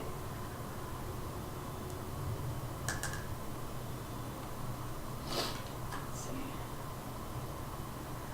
Uber, so we switched to 1 day a week each. So Gabe's on Mondays, I'm on Thursdays. But that means if there's a con, my streams are gone. So before last week, we hadn't streamed for like 2 weeks because we moved and like I had a convention. So it seems like we don't stream often if that happens. Which, if Twitch picks up better, we'll start streaming more again. But we had to cut down because of work, and also because for some reason Twitch seems to not be as lucrative as it used to be, I guess. Which kind of sucks because it's fun. It's just you're not working at your full capacity when you're streaming, so I can't do any real serious work while I'm streaming. So I always have to have something that I'm kind of working on at the time, or you know, whatever. So like this is for Emerald City, so I can sell it, right? So it feels like I'm at least doing something worthwhile with this. But in terms of just streaming in general, it's like we're not getting paid for it, so we have to make sure what we're doing is at least worth some money. And it gets kind of tough because of that. So I don't know. And we're not very, you know, well known or popular or anything, so it's not like, you know, we're getting you know, reimbursed for it. Thank God for the subscribers, though. For those of you who subscribe to us, thank you. I would like to eventually make more emojis, especially since they just opened up for affiliates to have like 3 more emojis on every tier or something like that. Like, it's kind of crazy. They finally opened it up for us to have more, so I'm excited about that. It would be nice to actually make some more. But yeah. We try to stream at least on the days we say we will, and for as long as we kind of can. And then of course we got the pup, which, you know, depending on how she's feeling that day. Today she's a little rambunctious, as you're probably hearing from Gabe in the other room. She's barking it up. Having trouble getting the person who commissioned me to communicate with me in a timely manner. Best, I was leaving my process. Aw, Jazzy, that's great. I'm so glad to hear that. As for the commission thing, did they already pay you? If they already paid you, and if they're not responding to you, just let them go. So, real talk, I've been paid upwards of like $400 to $500 for commission, and people never contact me again.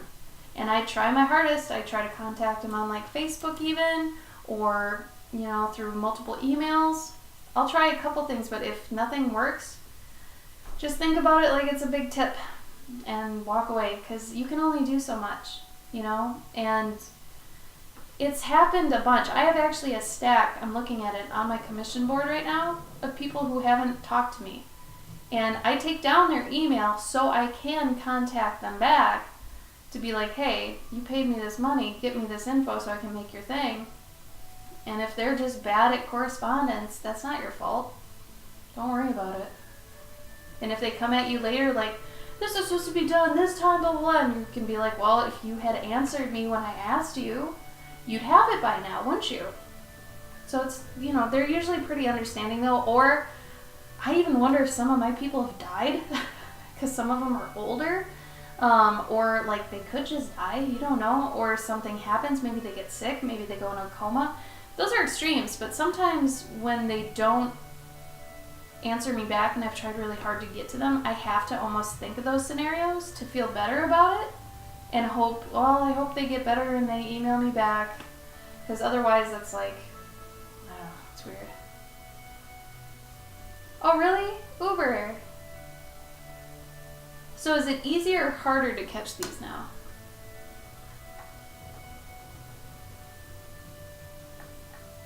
Oh, do you really, May Fox? You watched our old streams?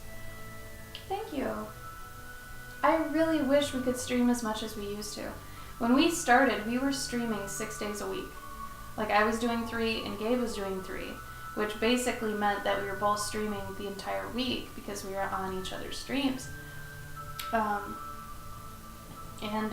We kept pulling back and pulling back and pulling back when either people weren't coming or it just, like I said, it's hard because you have to be working on something that can make you money, or else you're kind of wasting time, I guess. It's a really tough thing. I don't know. Once both of us, I think, get to a point where we're not doing as much either client work or freelance work, we'll be able to, I think, come back to doing this more. But it's just hard because it is something you're just doing, you know, on your own. If you're not popular, that is. And if you're, you know, doing it, you're just doing it out of wanting to do it. You know, it's not like you're getting paid every time or anything like that. Whoa. Okay, so you should really stop doing the payments thing. I don't know if you were here, earlier in the stream I went over it. Never take like the half and half or the, you know, third of the payment. That's nuts. Never do that. Do it all up front. Okay? Or if they can't do that, that's what Patreon for me has been. They pay over time. It's technically layaway. So every month they maybe do $5 towards a $60 commission or something. Once it's paid for, then I put it in the queue to be done at whatever time I get to it. Okay? So otherwise, this'll happen. I have never had this happen that you're talking about because I never do that. Okay? Make sure you get paid first and then do the work. Okay? That's what commissions technically are. You're being commissioned to do something. Right? Because you don't want to get into these scenarios. Think if I had done that way, I have at least 60 commissions to do before September. If all of those were semi-payments, I would be so screwed. Luckily, they're all paid for already. So that's the work I have to do. And that's kind of the crappy thing is, like, I have to always be taking on some work to be constantly getting paid. However, at least the work I do get, I know I've already been paid for. So I highly suggest stopping getting paid like that. It'll be less of a headache on you, and you'll probably be pretty glad you stopped doing it too. It's a lot better of a feeling knowing that you're not going to be, you know, half paid now and maybe not even paid later, that sort of thing. Oh, Kristen, thank you. You get Subshrub Nub Rubs. I finally found him again. Here is the Subshrub. You get 3 nub rubs, which means you get to make a wish in the time I am rubbing his nubs. So, ready? 1, 2, a 3. Thank you. Thank you for your patronage. I appreciate it. And I love my beaver that you have given me. He means a lot. He is wonderful. But yeah, that goes for anybody. I know you guys are going to read things online that say you can do those things, but as someone who has done probably close to a total of 500 commissions in the past couple years, that is not the way to do it. That is not the way to do it. You will curse the day you start doing those things. Because the one thing I've learned is you cannot depend on people to be dependable. Unfortunately. So it'll be less of a headache, I promise. Promise, promise, promise. You might think you'll get less work because of that, but honestly, sometimes people feel a little bit more safe even about doing it up front, doing it all up front. So I would give it a shot. I know it's scary at first, but really just do it. And then once you start getting used to doing it that way, it'll be fine.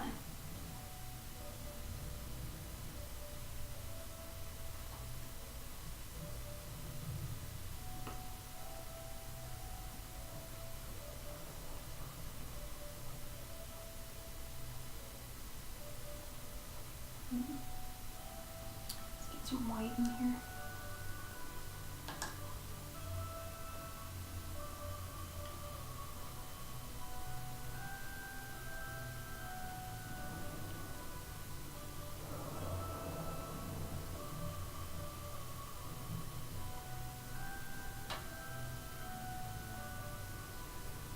It's a really cold white. Shit. Okay. So, gotta warm that up a bit. It's a little better.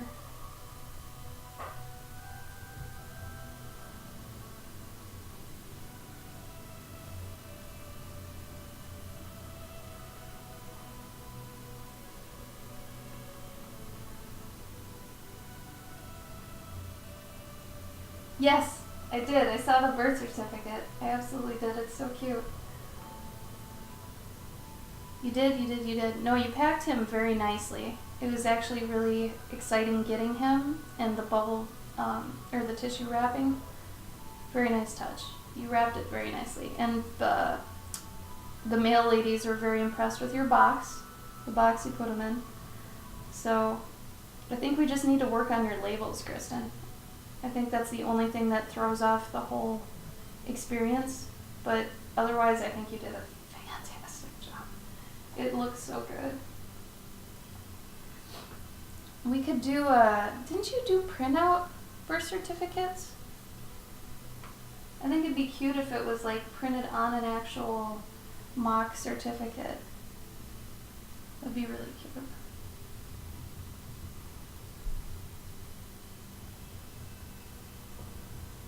Oh, really? Oh, no, it did really good, actually.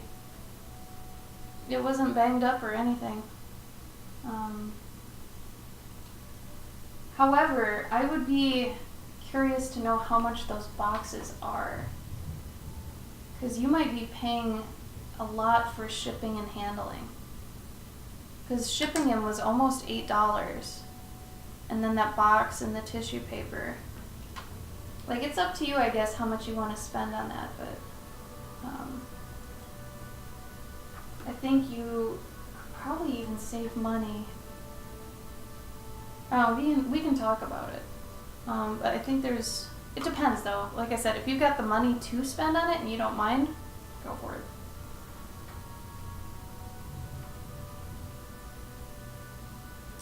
Fire. I have to make fire.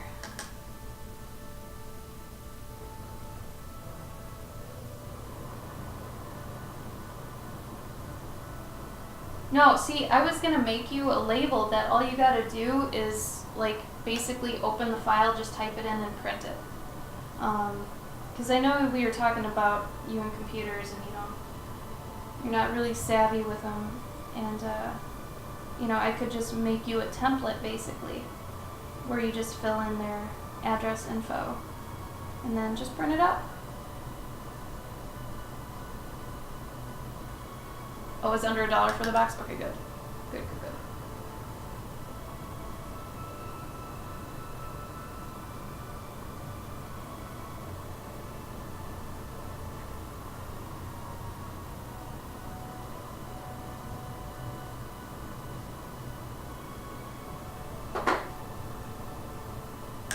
The only thing that might be difficult, Kristen, if I helped you do the labels, is I would have to probably have you... No, actually, you could probably get away with not getting a new font. I could probably make one of the regular ones work. Just to keep it simple. So, never mind what I said. Never mind.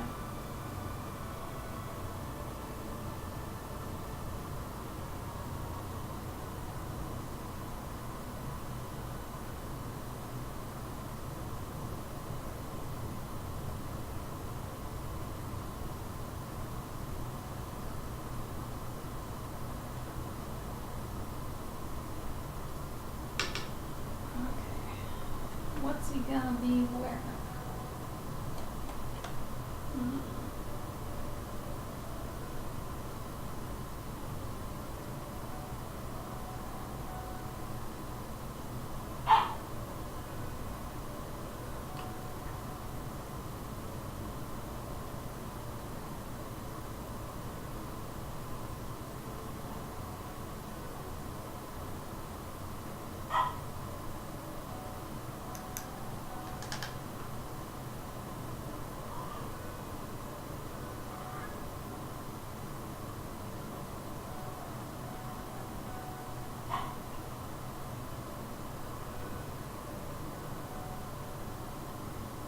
What's everybody having for dinner or had for dinner?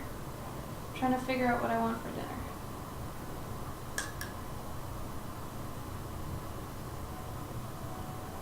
For those, I guess, that have had it or will have it. So.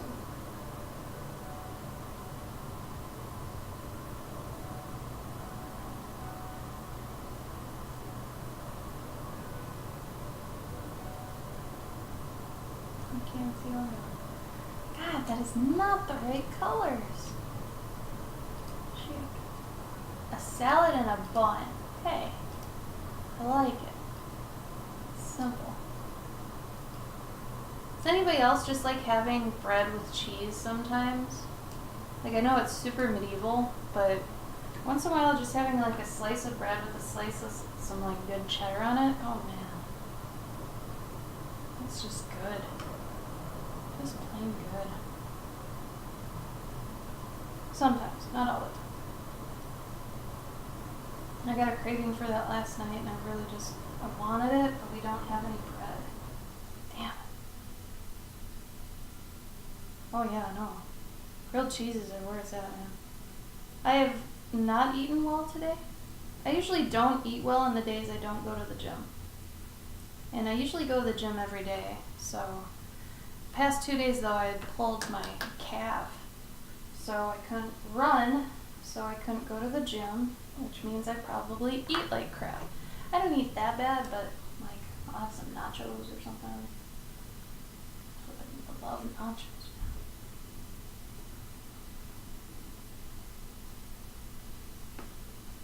I think it was, I forget who said it, but food isn't good for you, but it's good to you, right? Sometimes you need good food. Sorry, my white balance is effed. Maybe I can turn that down. Hold on, 2 seconds. 2 seconds.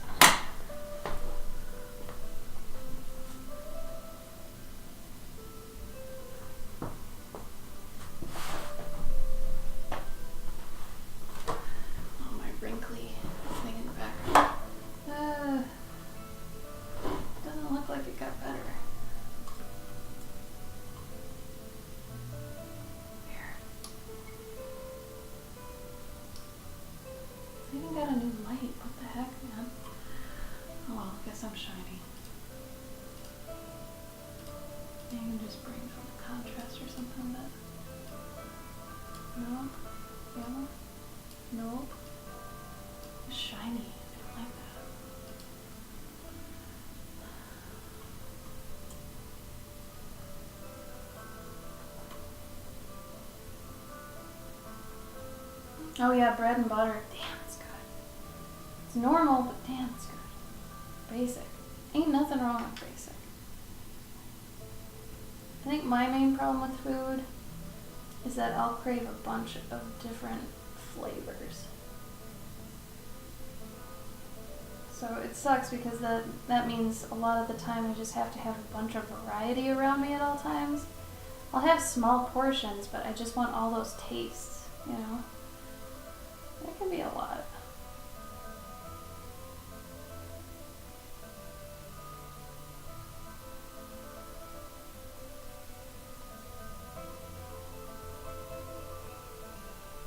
Oh, Kristen, you still here? Hey, Super Frenetic, what's up?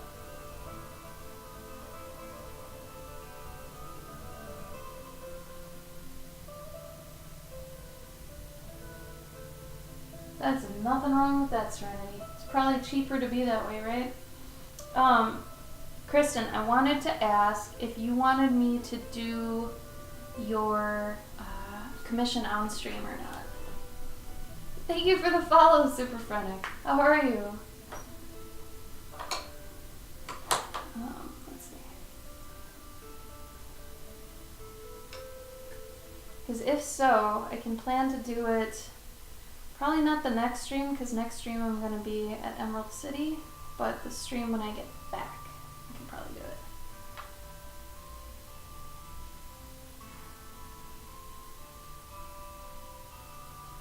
Oh, so for Super Frenetic or for anyone else who's here that's maybe lurking and not, like maybe hasn't seen my stuff before, here are my socials. Okay, Kristen, cool. I just didn't know if you wanted to be a surprise or, you know, what. And I didn't want to stream it if you wanted it to be a surprise, so thought I'd ask.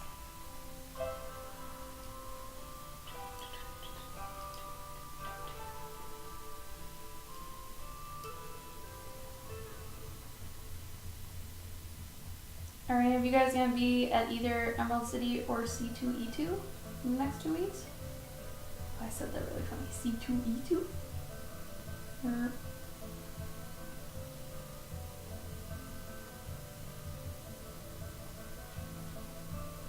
think Kitchen was.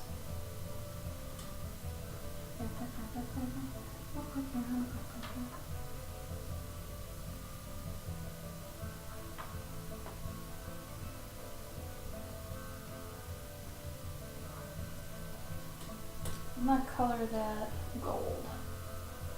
Actually gold. Hey guys, Ryan, what's up? How you been, man?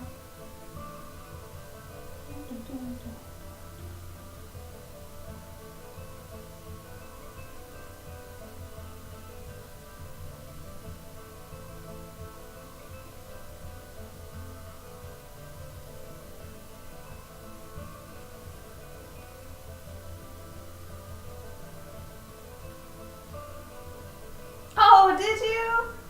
Oh, thank you. Just now? Oh my god, you'll love the button level. That's my favorite level, honestly, is the buttons. Oh, which reminds me, another reminder, for those at the button level, you will be getting your buttons before next week. I am going to be doing that as soon as I can. Apologies for their lateness. No working stream for some time, but I'm good. Well, that's good. At least you're good. Glad to hear you're good. Good is good. Well, glad you're here. Oh my goodness. I got myself caught on myself.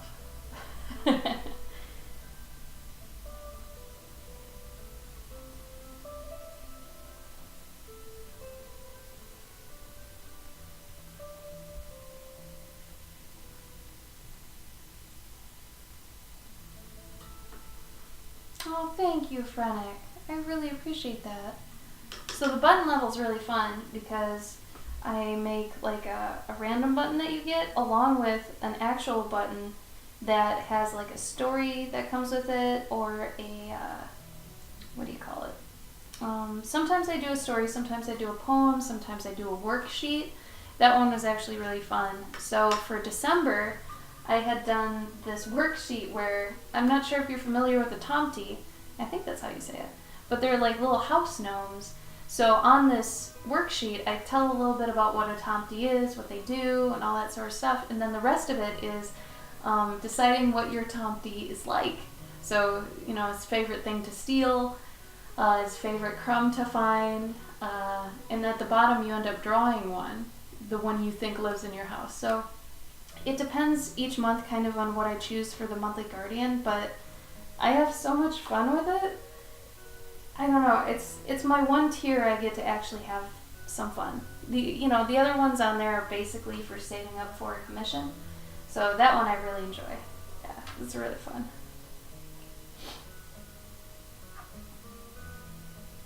And again, to all of you who already are subbed on my button tier, thank you. Like I said, that one is the one that I have the most fun on, so the fact you guys actually are subbed on it means, you know, I get to keep doing it and having fun with it, so thank you. I very much appreciate that.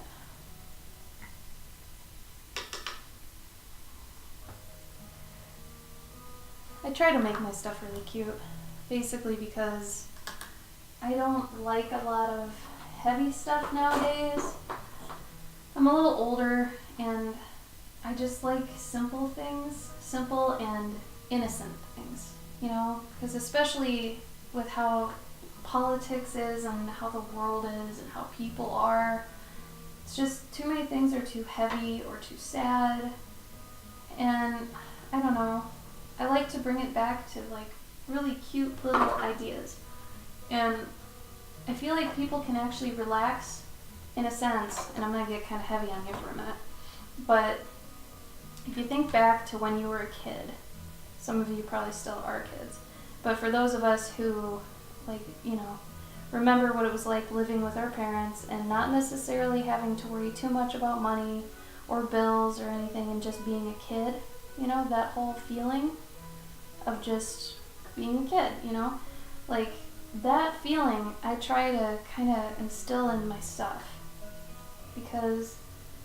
I think it's important for people to remember what that was like, you know, and not even just to remember it or lament over it, but to actually feel it again, you know.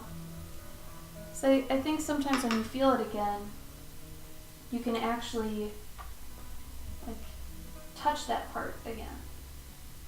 I don't think it's maybe connecting with your inner child, but maybe that's kind of where it's going. But just the idea of, you know, everything's okay. Don't worry too much about anything. It'll work out. Everything is okay. And it's really hard to remember that, especially being an adult. It's rough, but for the most part, I feel like, you know, with my art, I'm trying to actually give you something that's a little bit less stressful than being an adult. Like if you're looking at a picture of, in this case, a bunny drinking tea or soup or something, it's bringing you down to a very simple idea and a very simple level that you're not stressed anymore, really. You're thinking about how nice it'd be to be either the bunny or to just sit and drink some tea. Like, it is somewhat of a distraction, but it's also just a rerouting, I would rather think of it like. But I try to Serenity, yeah. It took me a long time to, first of all, own the fact that I'm just doing really kid-like drawings. Like, I used to draw really heavy, dark stuff and, you know, whatever, realism, blah, blah, blah. But for me, that really wasn't what I wanted to convey. And this is where it kind of starts to suck because, you know, I won't really be any sort of fine artist or anything drawing this kind of stuff. Like, that's just not, you know, what it's about. You don't look at Spectrum and see, like, some cute, simplified bunny. I mean, if someone's doing something like this, it's, like, fully rendered and crazy looking and whatever. But, I don't know. Like, I like to do the micro world thing to bring you to another level of perspective, you know, where you remember, oh yeah, there are caterpillars, and there are insects, and there are little tiny things. Like, you know, the fact that they don't have taxes or anything like that, like, you know, it's to remember that the world isn't what we made. The world was here before us. And to remember that, like, that, and maybe even to the effect that time is a construct that we created, right? It really, like, once you start thinking of all these things, you kind of let go again of whatever's holding you down. And, oh my god, I gotta pay for this, I gotta pay for that, this bill's coming out, blah, blah, blah, blah, blah. I mean, yeah, it's still there when you start thinking about it again, but hopefully it's digestible at that point. Thank you, Frenic. I'm so glad. Aw. See, that's the kind of thing that still makes me smile. I'm glad you're here. I'm sure all of us are. We have a very sweet, warm art community here that I'm very proud of, for everyone for being a part of, being sweet, being nice, being understanding. It's really good.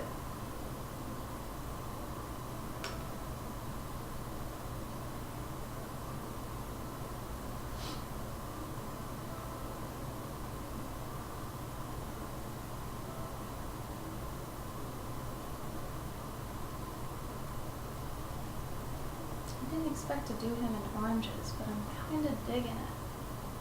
It's not too bad. However, that orange is different than the orange I started using down here, so now I kind of have to retrofit the color.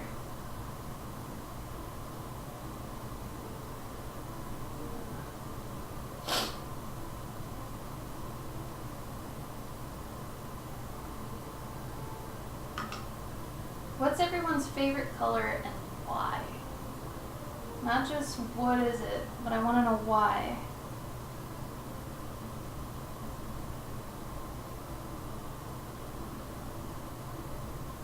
It's funny because you can be like, oh yeah, my favorite color is this. Why? And then you're like, oh, I don't know. I never thought about it. So now, think about it. Why is it your favorite color? But why, guy? Why?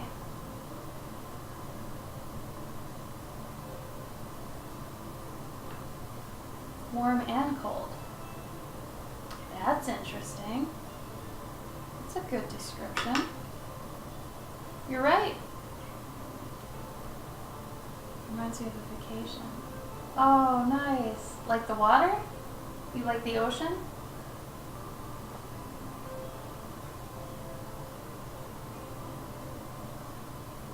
Maybe I should start turning my stream into one of those chill streams where you're just talking about happy things. It's kind of against my grain, but maybe it'd be good for me. Some of you guys know I'm usually kind of lit up on my stream. Maybe that'd be good for me.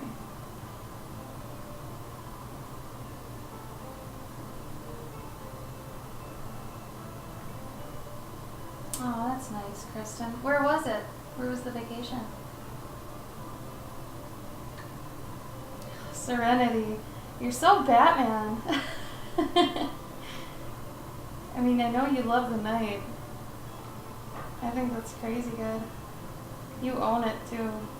You are a person of the night completely.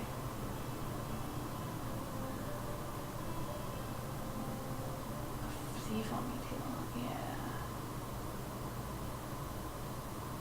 yeah. It's funny because both you guys, I feel like we're all thinking the same color too, and it's like that warm teal, that inviting teal. You know, that's awesome.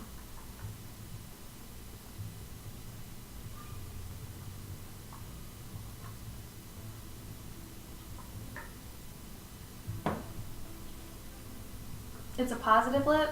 Well, that's good. I think sometimes I can get a little mean, but when I do, I feel like it's for good reason, you know? I appreciate that you see it as a positive thing, though, Mayfox. That really means a lot to me.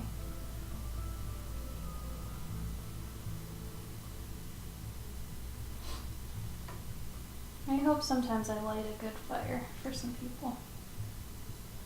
Because, I mean, I remember what I was like when I was younger as an artist, and I really probably would have wanted someone like me talking to me then, from now, to get a fire lit under my ass. But we didn't have this sort of crap back then. So I would have really liked that. Especially all the knowledge we offer. God, I would have loved that. Like if I was told how to make a zine or something back then, that would have been way better. You know? Also, I think I'm gonna go in with this, into this with some pastels afterwards. Get some more stuff.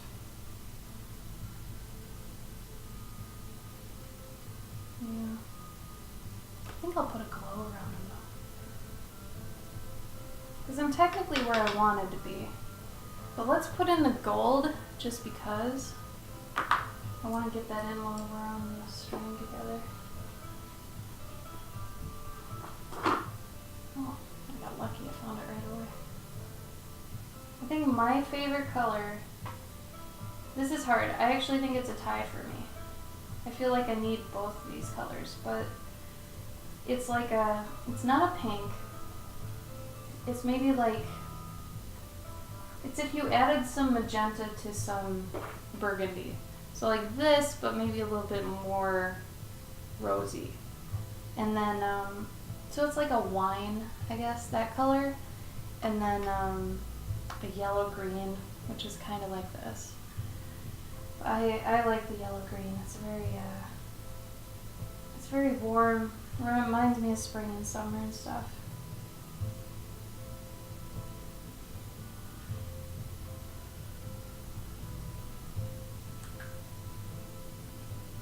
Cherry purple. It's not so much a purple, it's more pink. Like if I had to say if it was pink or purple, it's probably more pink. But yeah, it's, I don't know, it's kind of like,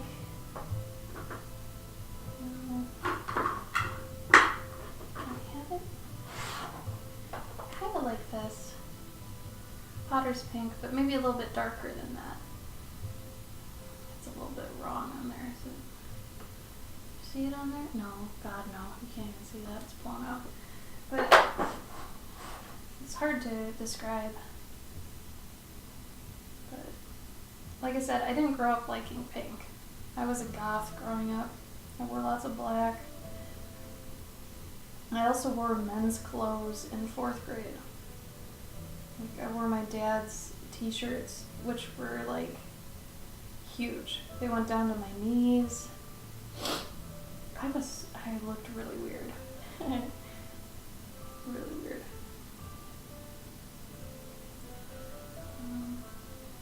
I actually have this bowl be a little drippy.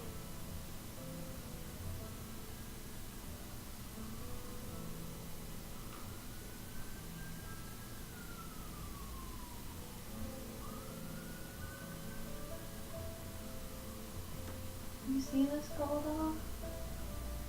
Yeah, when you turn it, it pops. Like you can't really see it, but. Hi, Kev. How are you?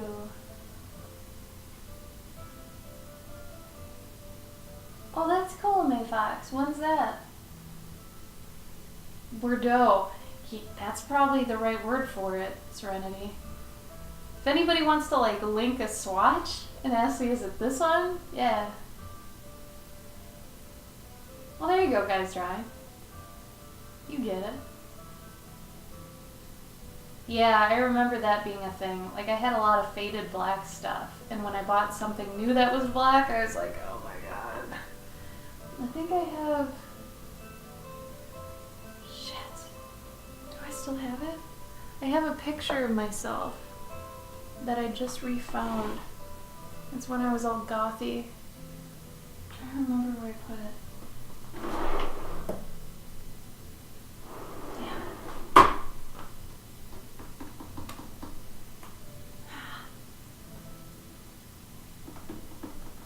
Yeah, I forgot where I put it.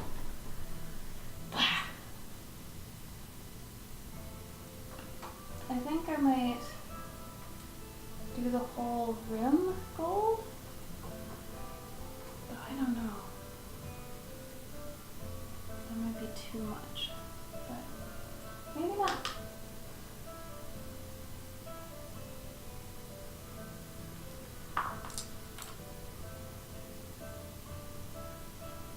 Nice, Kev. How's that going? You having fun?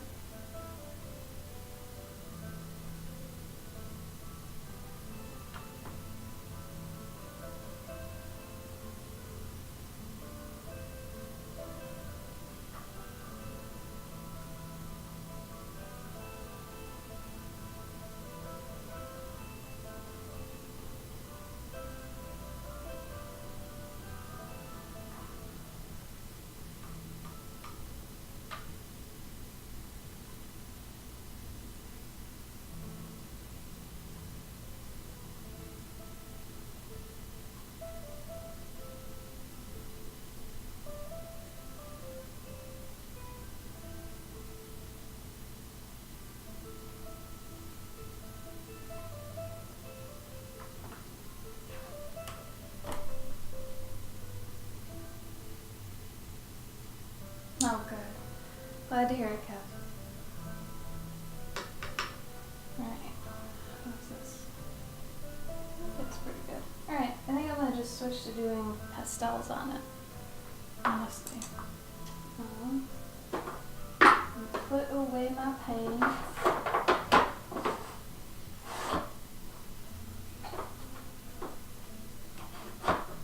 Man, I ate a lot of food in preparation for the stream because last time I got really hungry, and that's just part of streaming. But I ate a bunch of food in prep for this, and I'm still hungry. Then again, I am always hungry. I am a little glutton. I do so enjoy food. Alright, move this here, move this here. For how much will you sell it probably?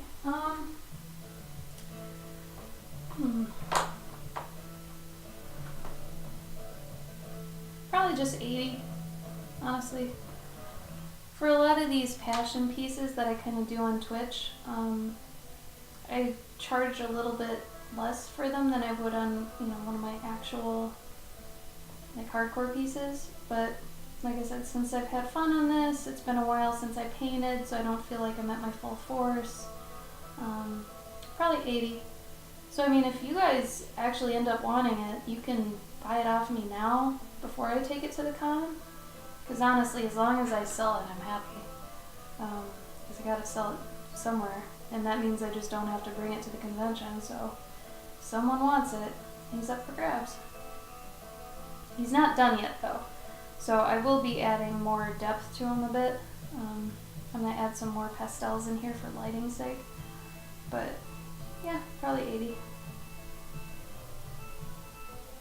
It takes a good amount of different combination factors for him to go, or for any piece rather, to go over 100. Like usually size, I won't let a 5x7 or anything like that go over 100, and this is just me.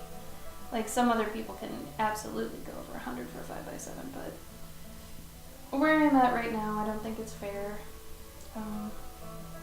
So maybe if I get more well known or something, I could do that, but not right now. Hey Unison!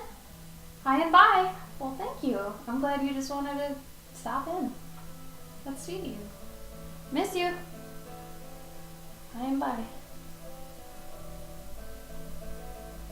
The other nice thing about gouache and watercolor is it is pretty easy to just go over with pencils or pastels, whatever, whatever you're into. You can basically go over gouache a bit.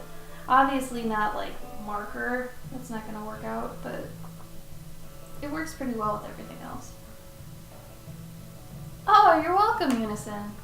No problem. Thanks for being here. I appreciate it.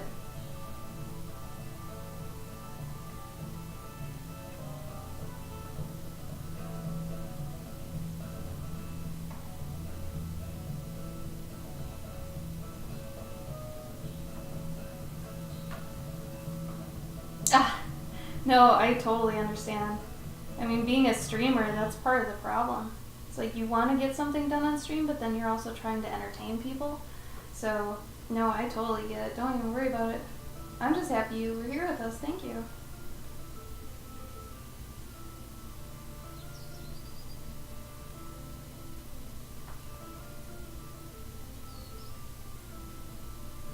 Sometimes I feel like the nice thing with wood, too, it's a nice break from regular paper because the wood also doesn't allow you to get too detailed because the grain itself will fight you, and I think because of that it's a good thing because you'll focus on the main things, like what you need to get the idea across, all that.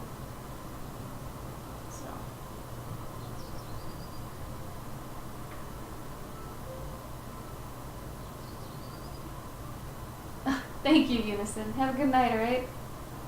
Thanks for stopping by.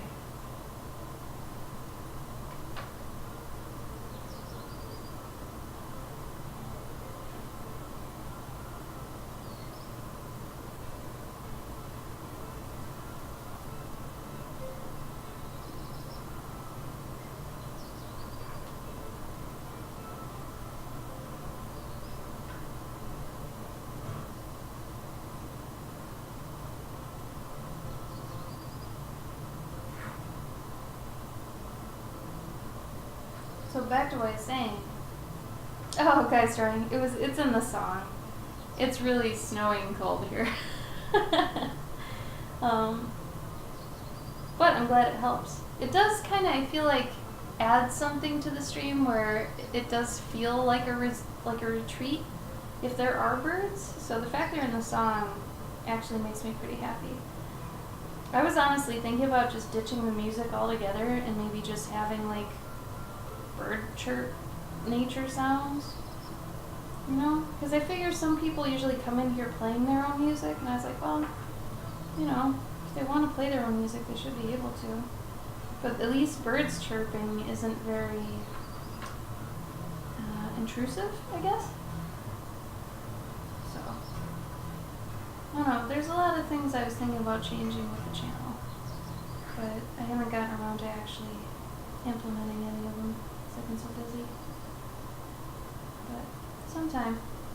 It's sad because Twitch isn't on the forefront of things that I can really spend time on anymore. I don't know, I just feel like it's kind of died. Or it's shifted to people that are, you know, more popular or something. Like, it's hard when you're not a popular streamer.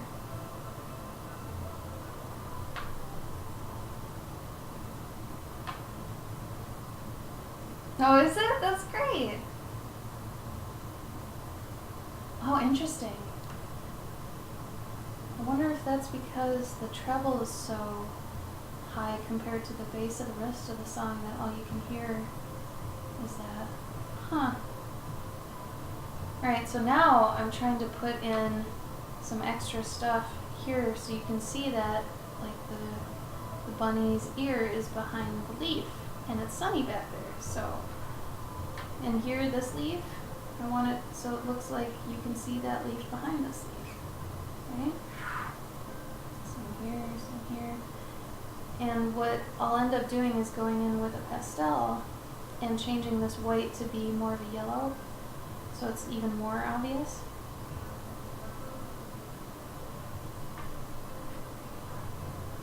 Sometimes you can see leaves through other leaves, you know.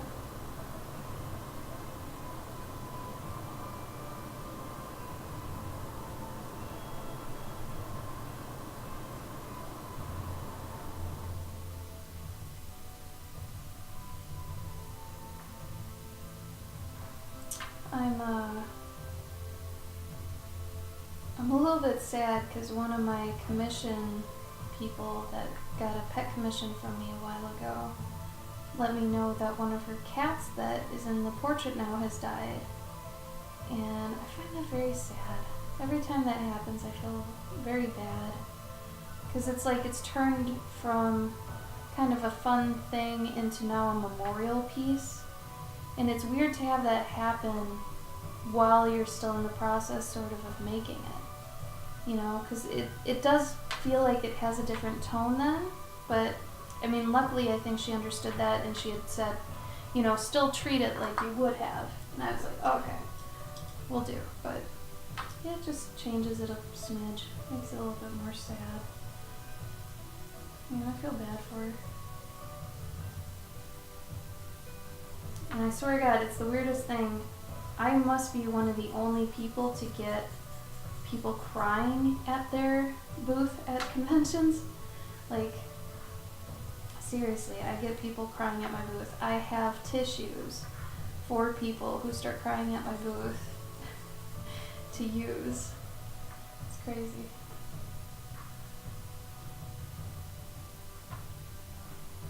Oh, and for people who haven't seen my setup at conventions, you can see my table here. Should be towards the top. Yeah, it's part of the gig, I feel like. Like when you draw people's pets, I mean, I assume the same thing maybe happens if you draw people. Like, you know, someone's like, I'd like you to draw a portrait of my granddad. He just passed, and blah, blah, blah. I'm guessing people still have to deal with that too.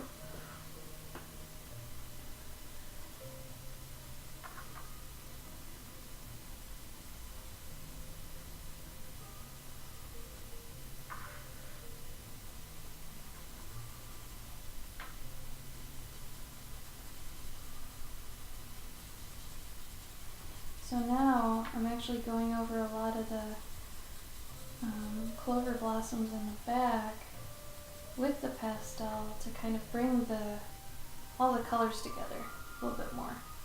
Where I didn't want to necessarily muddy it up with the paint, now I can do that incrementally with the pastel, which is a lot nicer. It's also a lot less scary, you know?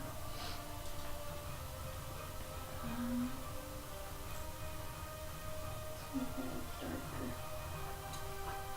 thing here.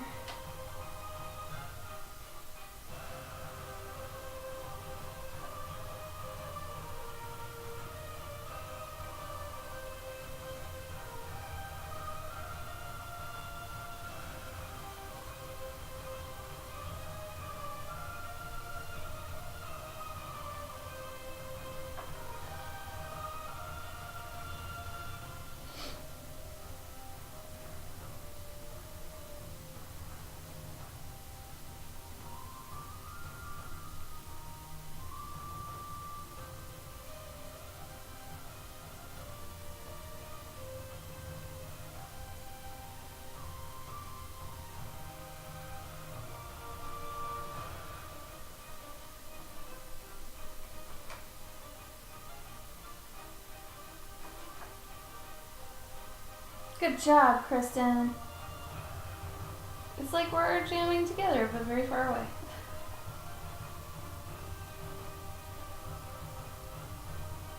Are those the needle felted ones, the little guys?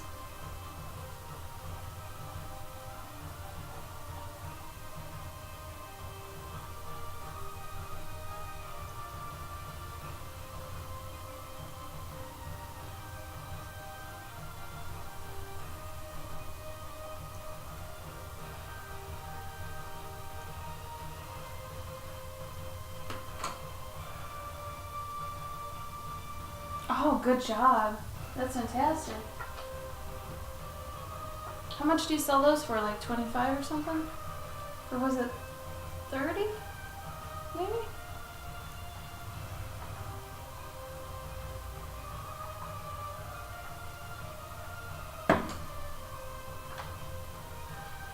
$20. That is a fair price, I think. I think you could probably even charge a little more for them if you want. You said you made them magnets, right? Or keychains or something? I think magnets. I remember it, they're magnets. Or the brooch magnet. That's what I mean.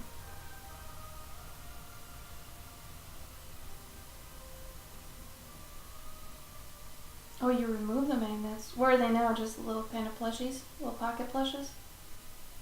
That's a good word, pocket plushes. Pocket plushies.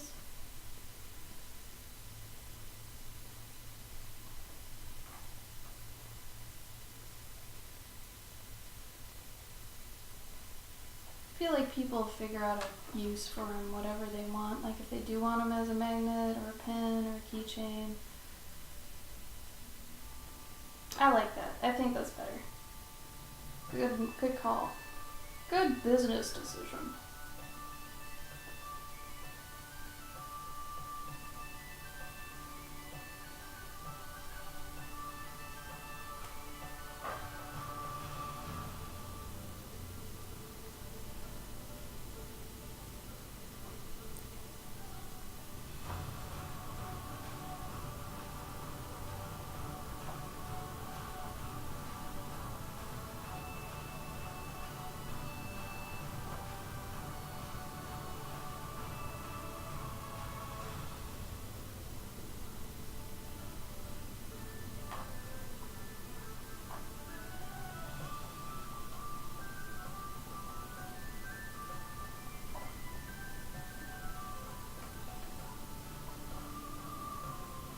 Oh, that's perfect, actually.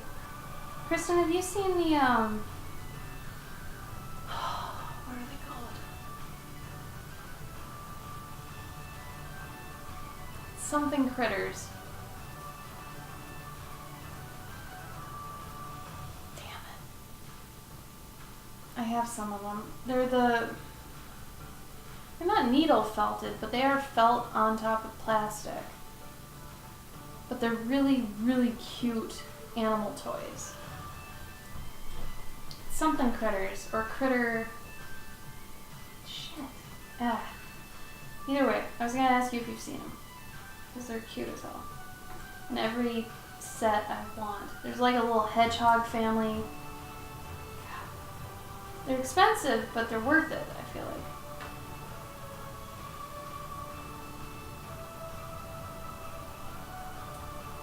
Yeah. God, now I gotta look them up.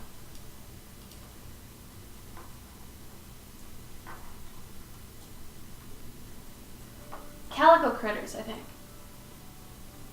Yeah. Oh, they're so cute. I want all these sets. Like, all of them. I have a little set of the baby babies.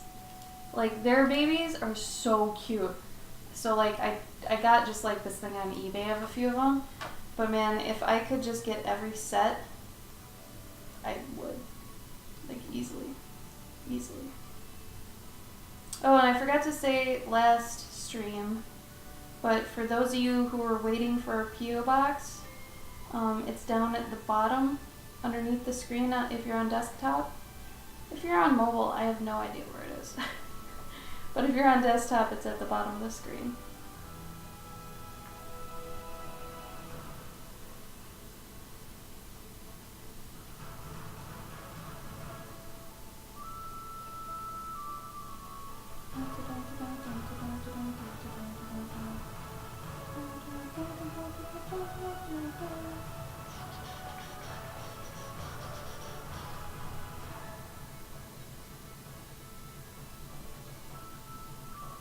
Like, it's crazy to me. I feel like they're not for kids. I feel like they are for people like me. Because they are expensive. Like, as a parent, Kristen, would you buy those for your daughters? Or do you see them as they're for people like me? Right? Me too, Serenity, but I also feel like I might have destroyed them. I don't know. And that's where I'm like hung up. It's like, are they for kids? I don't know. They're always in the kids section, like Walmart even has them. But I don't know if they're for kids. You know?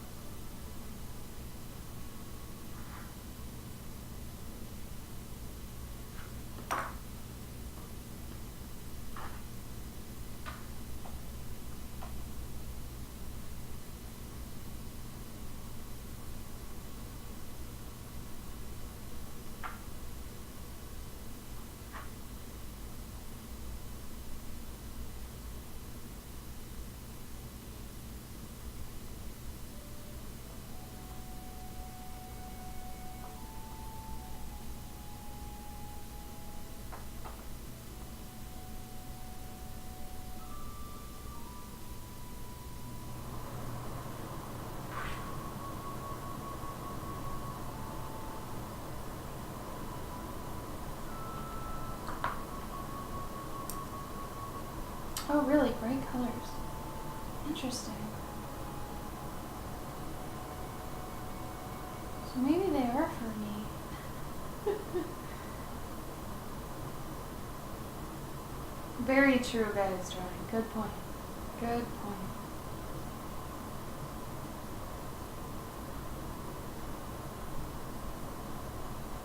I mean, unless the kids get like an allowance,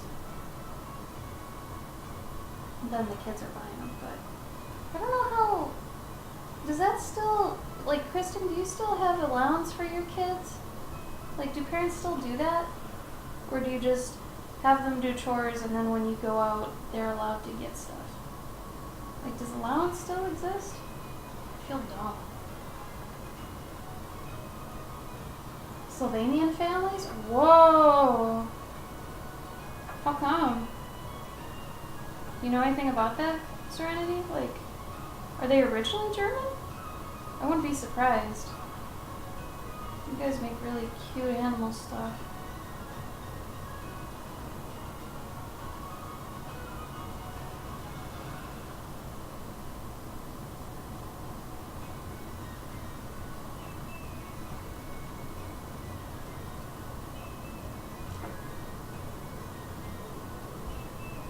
Ah, manage money. That is smart.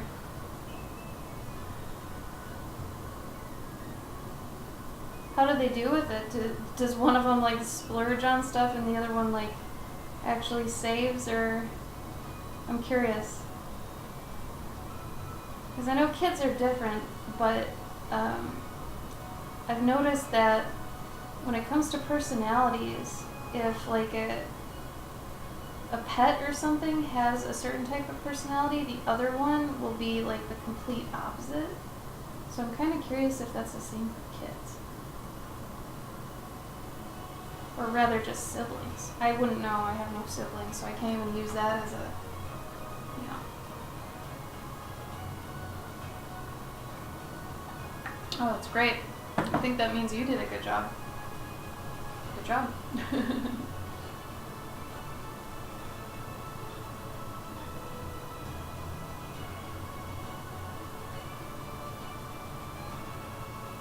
So Kristen, did you apply for Dragon Con? It'd be really cool if you got in. Then we could like bunk together, and that makes the price go way down. It'd be really nice. Even though, honestly, as far as faraway cons go, Dragon Con for stay isn't too bad. New York is something else, but luckily Dragon Con's not too expensive. It's just nice to hit headquarters when we can. 100 years ago? What? Like, I don't understand. Is this like... So the Calico Critters, are they an adaptation of something else that's been around for like 100 years, or are they the thing that's been around for 100 years? Oh, yeah, the third person thing. Yeah. Just go. Like, write it in first person, like, I create plushies, blah, blah, blah, blah, blah. Do it in first person first, then just flip it. And change all the pronouns and stuff to be, you know, she and all that. That's easier. It's gonna feel weird. The weirdest thing, though, is luckily they tell you to do that, because some cons will be like, tell us about yourself, and you don't know how they're using it. So some people do third person and some people do first person. And when that happens, you know that the people that are writing in third person did that on purpose. And then it feels really weird, you know, because everyone else is like, oh, I do this, I do that. And you get this one guy coming in that's like, well, he does this and he's been doing this for a long time. And it's weird. So it's nice when the cons say, okay, this will be written in this. I wish they'd do that more often.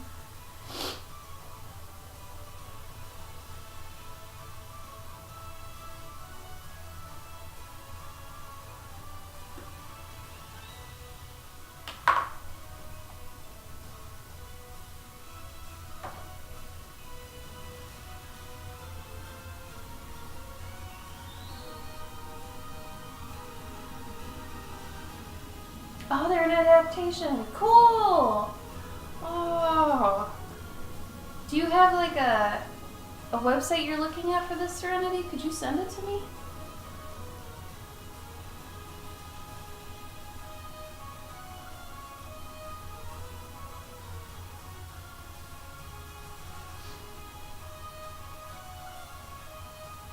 You are, though. Oh, Kristen, you are, though. Do you not call your kids artists if they're painting? Come on, everybody who picks up something and makes something is an artist. That's it. You're maybe not a professional artist yet, even though I think you are.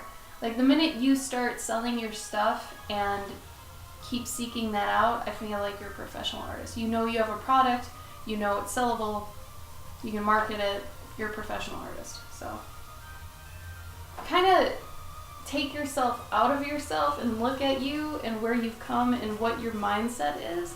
And I think that's going to help you see yourself more as a professional, because you are. I don't think it's even a hobby necessarily for you. I know you kind of treat it when you're doing it kind of as a hobby, but you do market it and you do sell them and you do plan on doing more of them, so it's a business, you know? Really, Serenity? Okay, so maybe it's even on the English one. That's crazy good. Oh man, oh man, oh man.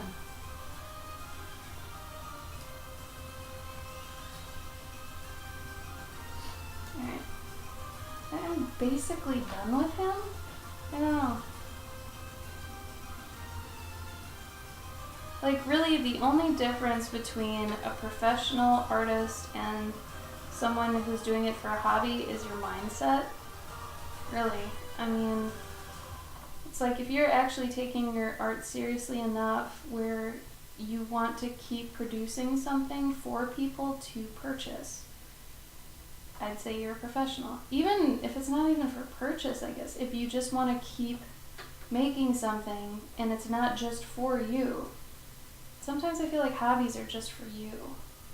If it's for someone else, it might be a business. You know? Maybe. Just thinking.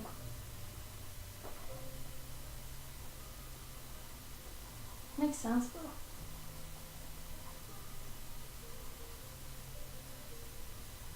I feel like the camera's not capturing this very well, but you know.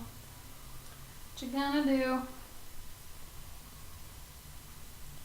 I think what sucks is I can't change my camera to be settings that are good for this specifically, because then I'll have to change it again the next time I do something. It's the only problem with being kind of a mixed media artist is you always have to change your camera for whatever you're doing. If you're doing something that's toned versus something that's colored, you know, it's going to change all the time.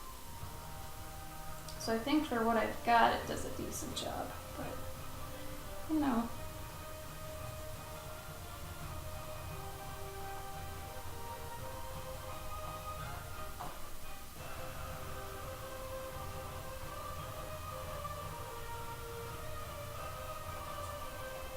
You know what, Kristen? It might be your signage. If you start changing your signage to say, and this is just me spitballing, things like artisan and antique, you know, words that spark old people and just handmade. Like, I'd almost look at like an Italian ma and pa menu, see what like adjectives they use to describe things, and maybe lift a couple of those. So like artisan and handmade, and I mean your prices should be reflecting it too. But maybe you should take another stab at your setup too, and use more adult colors, more subdued tones. Maybe even throw in some like plastic fruit or something. Things like that that say more adult than kid things. Because I feel like flowers and stuff like that, that could still be seen as children. But if you're throwing in like more adult looking things, like that would be at like a wine section of a grocery store, that they're trying to like outfit it to look a little winey, you know? I don't know. But I feel like the plushies themselves to me look more adult. Like this looks very well handmade. You know, this is not for a kid. You know, it's dense, it's beautiful, it is artisan looking, you know, to me, but then again I have an eye for that. Whereas someone, a normie, we'll call him, would probably see this as, you know, a kid's toy. But, you know, if that doesn't work, you could just write in big letters on a sign, not kids' toys. But I think saying things in a different way, like that verbiage, like artisan and stuff, handcrafted. You could even put fragile or delicate. Delicate's good. Delicate doesn't say kids at all. Fragile might be more negative. But yeah. Like artisan collectibles, like Serenity's saying, collectibles a good word. Stuff like that. Bespoke. Yeah, James, if you can get somebody to remember or even know what bespoke means, that's tough in a convention situation. But yeah, if you can use words that just, you know, elicit some feelings that are not child friendly, I guess. So, I I did like that one. That was delicate. Just saying delicate. Doesn't say kids. Artisan. Handcrafted. I guess just think of like Italian bread and wine, you know?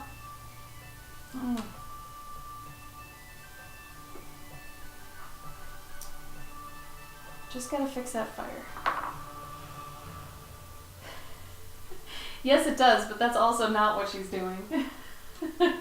She makes like these plushies. I know you're just coming in, but she makes these plushies that are more for adults, like moi, that are more, you know, they're gentle. You gotta treat them gently. They are more for the shelf, looking like, you know, you're not supposed to hands-on be like, ah, you know, and they are delicate. But a lot of the things that I get are, like these ones too, this isn't for kids, you know? Like, a kid could not play with this. Maybe 2 minutes and they'd be like, duh, duh, duh, and it, you know, something would fall off, but really they're, you know, they're naked except for the jacket. Well, so's Winnie the Pooh, but nobody talked to him. Let's talk about Piglet, okay? A, what is Piglet? Because I don't think he's an actual pig. He looks more like an armadillo, okay? Is that his shell or is that a sweater, okay? And if it is his body, then he is just wearing a scarf, okay? But it's weird because Rabbit's not wearing any clothes. Eeyore has a bow. That's super kinky. But yeah. Just saying. And Looney Tunes, man. I feel like Looney Tunes would be closer to NSFW than Winnie the Pooh. Good God. Lola Bunny was made by some guy that just needed to get that going. I don't know, just saying.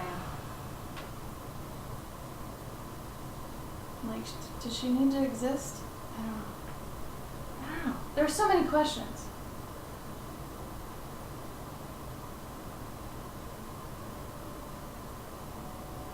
You would think so, Mayfox, but I kind of saw how people were approaching Kristen's table and they were kind of egging their kids on. To be like, oh, do you like this? Do you like this? It's like, no, it's for you, woman. You pick that up and look at it. Don't you like this? No, I kind of see your frustration, Kristen. I kind of have the same problem. I mean, you know, we're kind of in the same boat. We do the same sort of cutesy crap, and it's like, well, is it for kids? No. Is it for adults? Maybe. It's for me, ultimately, but if you like it, cool. Though, for me, half of my stuff is for kids, half isn't. So for me, it gets a little bit more tough, I feel.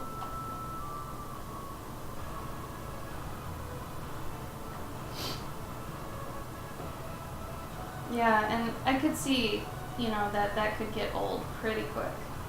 So I think having a couple signs up, you could even have, if you want, this might be bad, but you could have a don't touch sign. And you could be the one to lift them up and showcase them. Because the don't touch does say delicate. Actually, I wouldn't do that. I would just have a sign that says delicate designed animal, or delicate designed artisan animal dolls. Dolls is another word that I feel like is more, you know, fine art. It feels fine art. That's another thing you could add too if you wanted to say fine art. But I feel like delicate artisan dolls. That all doesn't say kids to me, you know? Which is weird because dolls is like a kid's word. But when you see yours, for some reason it doesn't, you know. I did too, Serenity. I did too. But some people's kids, man. You know.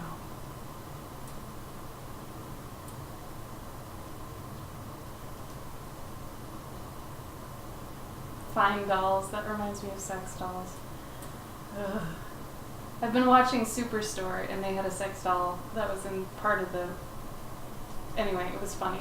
It's a good show. It's really cute. Especially if you've ever worked retail. Yeah, if that happens, Kristen, I would just have a don't touch sign. Really, I would. Because that tells you a lot of things. A, these aren't for kids. B, don't fucking touch that, you know. No, it was funny, you guys. It was part of the, like the sex doll was part of the banter and stuff. It was funny. It wasn't bad. It's a show on, like, NBC or something. It's just a regular show. But it's called Superstore. It's like if you followed people in Walmart around. It's really funny. Yeah, see? May Fox, you know. I mean, this is part of the reason Gabe and I won't even have kids. We'd rather have nice things that stay nice, you know? Like having a puppy, at least the puppy won't stand on two legs, you know?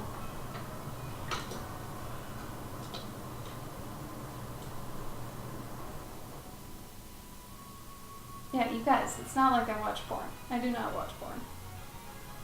I'm not into that.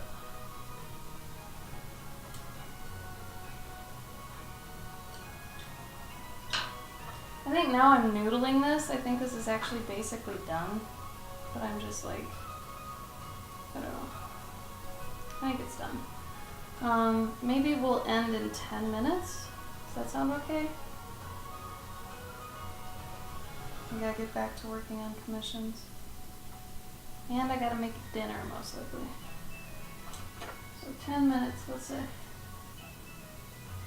No, they don't, James. Don't make assumptions.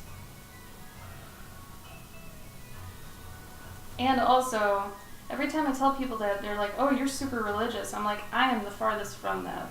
I just don't need it.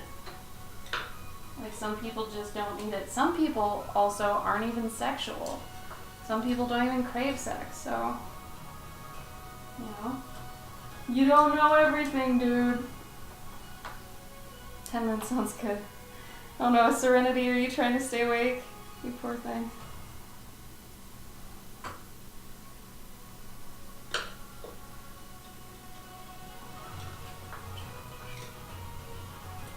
Serenity, has sleeping gotten better for you? I worry about you.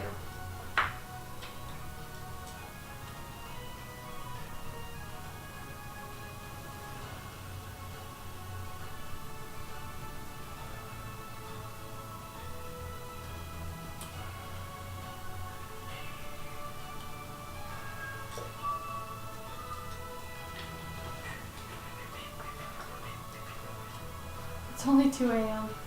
Atta girl. It's funny because I know how you're feeling. I mean, Gabe and I were going to bed at like 2 to 4 a.m. before we got the dog. Now we're on a regular schedule again. Well, regular-ish.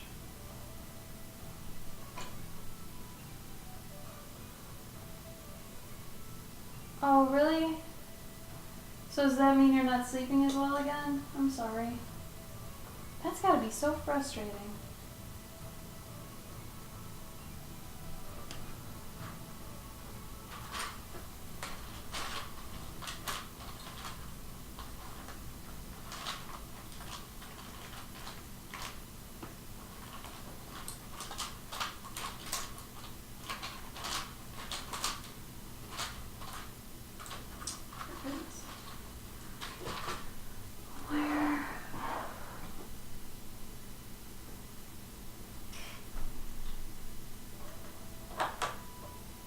Yeah, that's true. I am kind of jealous for that reason, if any.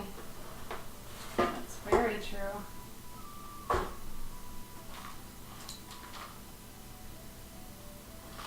Yeah, there's a lot out there. Like, actually, Kristen's been sending me a ton, and I bought a few from the ones she's recommended, and I was saying at the beginning of the stream, now it's become like I'm starting to collect these where they're like adult focused plushies, and I love them. And what's weird is you do not see that at conventions, and I think she would do well. Art dolls, that is pretty good. Yeah, actually, Kristen, maybe you should use that. Or artisan dolls, delicate dolls. something, man. There's a whole bunch of words there that you can add to some signage that I think.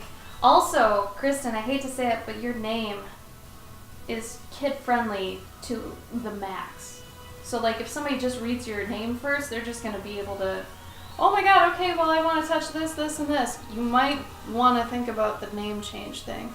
I know we talked about it, but this might be more of a reason to do it. Because it is kid-friendly. Hey, Buggles, how you doing?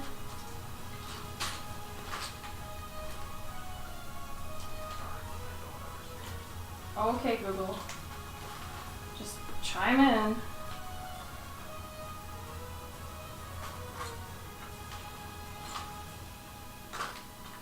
Like, Kristen, if you wanted to change your name to something that was more fantasy friendly, but also had this air of sophistication to it, that would probably be a bit better.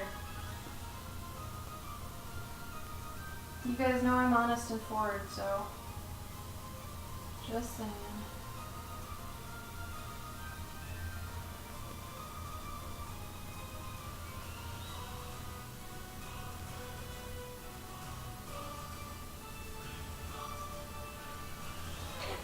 Come back for the sass. Yeah. Sorry, not sorry? I don't know. Some days I'm sorry, some days I'm not. However, right now I'm upset I can't find my gel pen. You know what? Maybe I can just... I'm gonna reconstitute this gouache. See how it goes.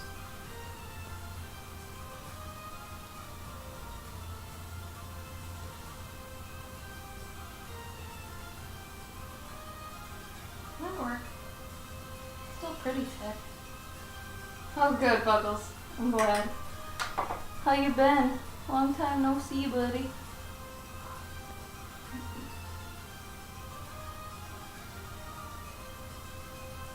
God, it's so crazy how different mediums of gold are. So like this gouache gold, literally I put it down and it's dancing. Like the glitter inside of it moves because of the water. It's crazy. I love it. But then like my gel pen is really nice because it's just matte and it's super solid. So I like using that on my commissions because it doesn't have too much variance. Yeah, damn if this isn't pretty. Like, I don't think you can see it on camera, but it does move and sparkle. Oh no, is there a story with the flower elephant, Kristen?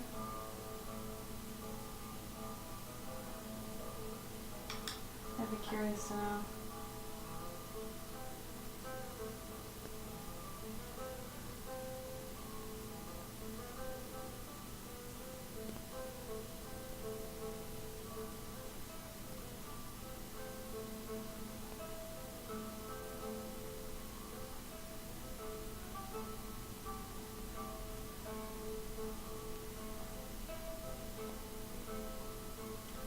You know, I don't know how to feel about the fact that what I make is kid-friendly, but it's for me.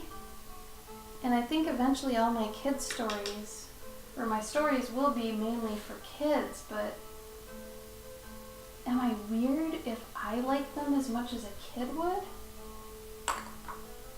Like, example, I have a story about a mouse that collects raspberries and has a best friend that's a caterpillar.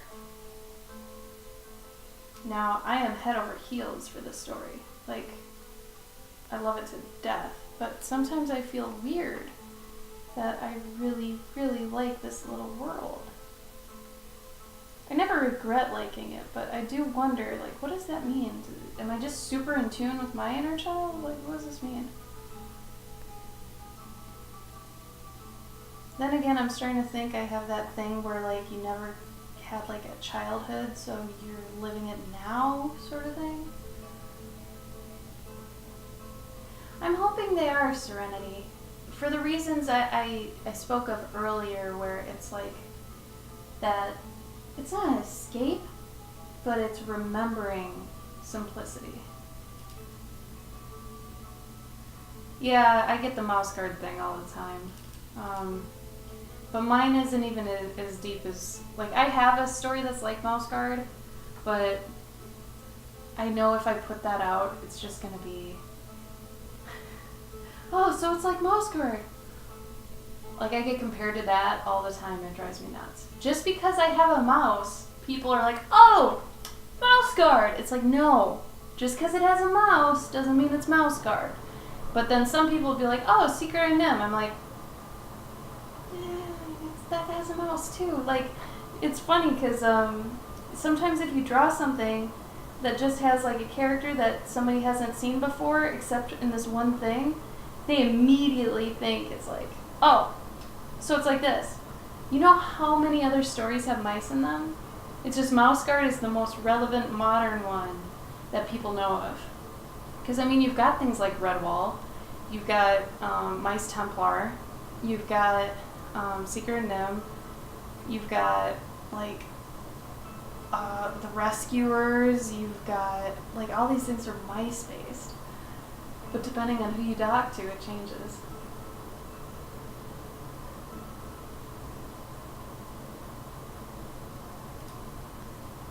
Yeah, and May Fox, that's some, like, I find a lot of the people that know about Mouse Guard that are adults have kids that know about Mouse Guard, or are just comic fans in general that go to the comic shop a lot, because usually Mouse Guard is pretty front and center for the kids section, so.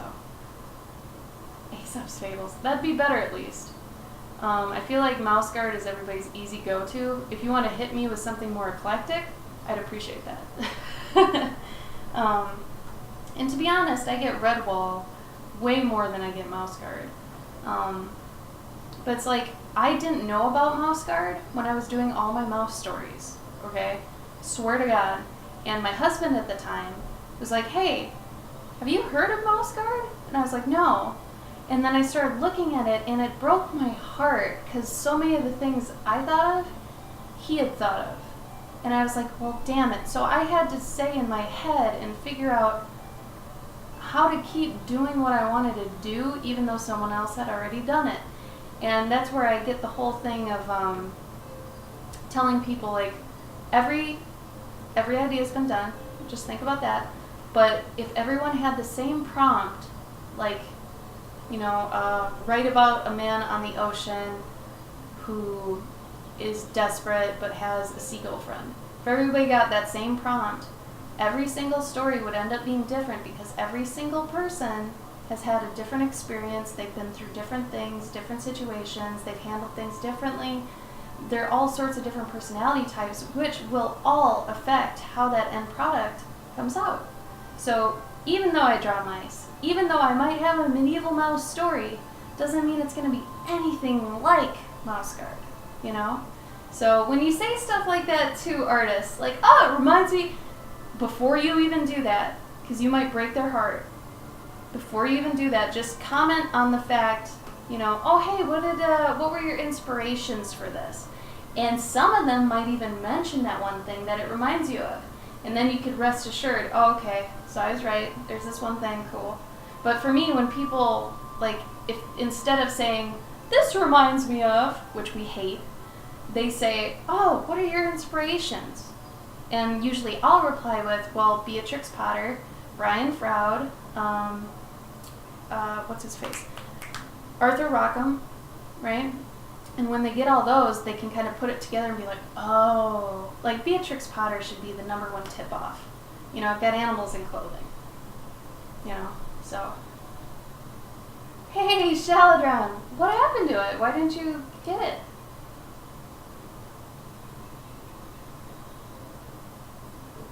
Before I said mouse, then guy's drawing what? What do you mean? Because I had said it was a mouse that collected raspberries with a best friend that's a caterpillar. That was like the first thing I said. Oh, I see, Sheldon. I see. This reminds me of a bunny. Well, you'd be right. You'd be right. I hear you're coming home early, man. That's great. Good for you. Oh, May Fox, that's horrible. That woman sounds like she probably doesn't talk to many people often, as she doesn't seem to know how to go about talking. Because you just shouldn't say that. You would be surprised, though, at so many of the cons I go to. I mean, a lot of people that, attend cons, some of them have, like, social problems. Like, they can't really, and that's fine. And I've gotten very used to talking to people that have that kind of problem, but it sucks when it comes out in a bad way. And you have to deal with that. And usually I'm good with dealing with it. But on a bad day, if I've been getting it a lot, I will start fighting people. And I fought this one guy at Gen Con. He's so rude. I have never. But at the end of it, when I reflected on him, I'm like, he probably had no idea how rude he sounded. So maybe, I don't know. I don't really take back how I acted, but it was one of those things where it's like, in retrospect, he didn't seem to know how rude he was. And that might not even be his fault. Serenity, it was the guy after that, but that was a little girl. 15-year-old girl. I was like, come on. Hey Zonda, how you been? Oh, you guys gotta check out my friend Sarah's stuff. Sarah, your Instagram is the same as your Twitch name, right? You guys gotta go follow Zonda. Pretty sure.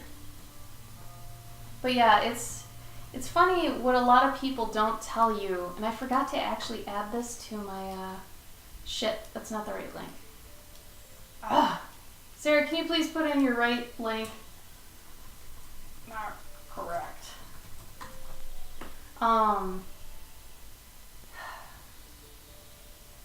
Well, they had said that is the ugliest hamster I've ever seen, and I was like, that's because it's a guinea pig. And she said, that's even worse. I was like, okay. I said, well, you're very rude. And she just walked away with her little posse. I forgot what I was talking about, though. Oh, yeah, so that's what they don't tell you when you start doing, like, conventions and things. And I wish I had put this in my convention mentorship. I guess I still can. But they don't tell you how to deal with rude people. And some people don't even know how to deal with rude people.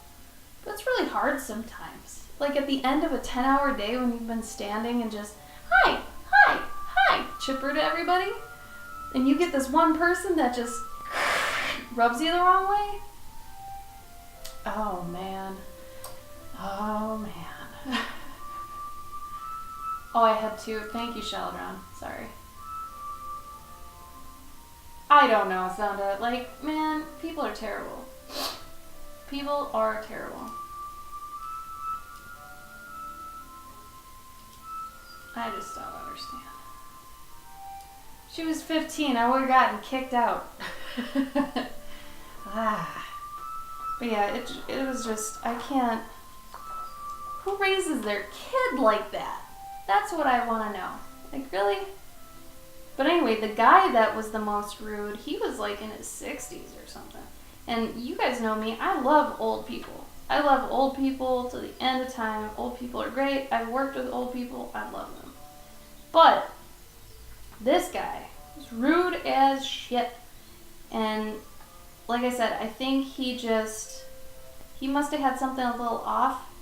Because like I said, afterwards I realized some red flags where I shouldn't have probably even gotten mad. Like, I don't think he knew he was being rude. So that's where it's hard. When you're in the heat of the moment at a convention and you react, it's tough. Because, like I said, you may not know. It was the fish guy. Yeah. God, Serenity, your memory is on point. Yeah, it was the fish guy. Damn fish guy.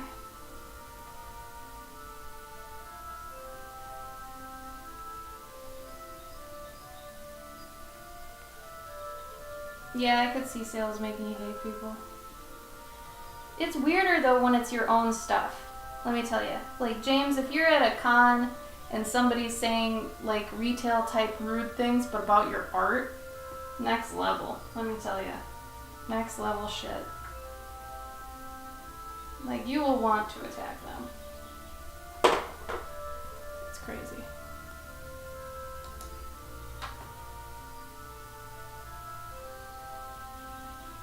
It is weird though when you get the little teenagers.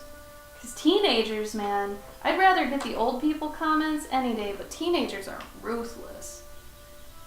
Teenagers. That's another reason I wouldn't want kids. Just teenagers. I don't have the patience for that. At all. Not one bit.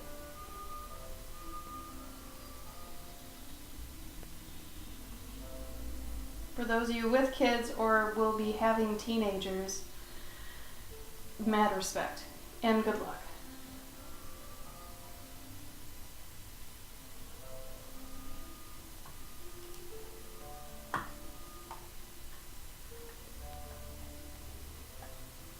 Yeah, it's bad when like you can't walk away because people circle more than once. So let's say you had a bad interaction like at the beginning of the con, and they come back all through the weekend, you get dirty looks, it's just negative feels. So you have to figure out how to roll on from that. It's crazy. Shallow drown, hell yeah. Just make more. There you go. And Kristen's like, ooh.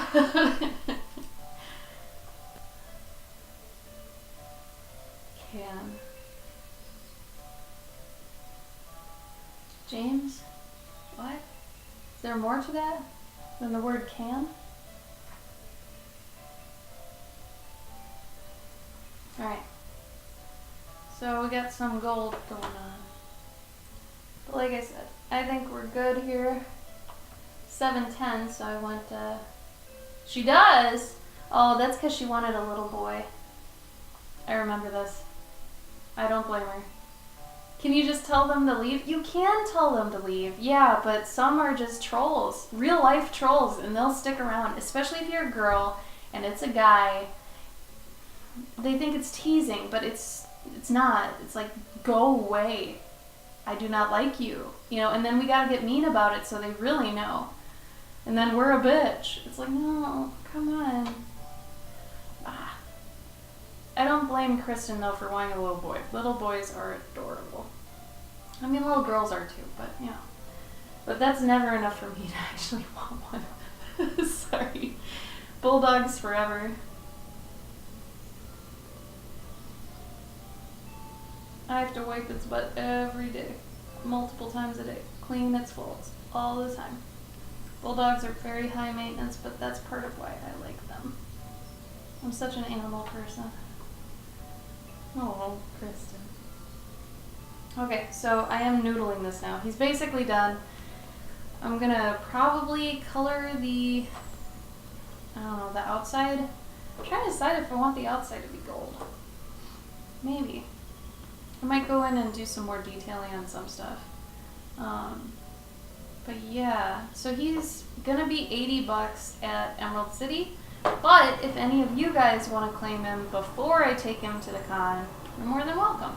So either message me on Instagram or here on Twitch, give me a whisper, say I want the bunny. Like I said, he's $80, so there's that. Let's see. Next week I will not be here. Next week, like I just said, I will be at Emerald City in Seattle. So if any of you are going to be there, come see me. I'm actually at a pretty easy to get to spot. I'm like, I think right at the beginning of the artist alley. Even before you get into the room, I think I'm outside that. So that should be good. That's 4 days long. So I'm technically leaving on the 13th though, which is a Wednesday. But then should be back the next week. And then Gabe's gonna be at C2E2. Which is in Chicago, so dogs are the best. Oh, thank you, Zonda. I appreciate that. I just wanted to go at something today and just do something simple and something kind of relaxing, because every day I'm doing like 2 commissions and it's driving me nuts. I've got 15 to finish by the end of the month, and I've only got 3 weeks. technically 2 to do it. I'm freaking out. So, anyway, I'm gonna go. But like I said, not next week, but the week after I'll be back. Gabe should be streaming, though, on Monday. Gabe will be streaming on Monday and the next Monday, so we should be good for that. Otherwise, guys, like I said, if you want to claim them, let me know. Otherwise, it's been great spending time with you without being interrupted by bad internet like last time, which was horrible. And Kristen, thank you so much again for the beaver. I love him so much. You guys go follow Adorable Kitten on Instagram. She makes the cutest art dolls that are articulate and really full of love and good craftsmanship. The best craftsmanship. So give her a follow. Give Zenda a follow. Hey man, if you had a good time, was it really that bad? Yeah. But yeah, thank you guys so much. I'll see you next time, okay? Take care of yourself. Bye!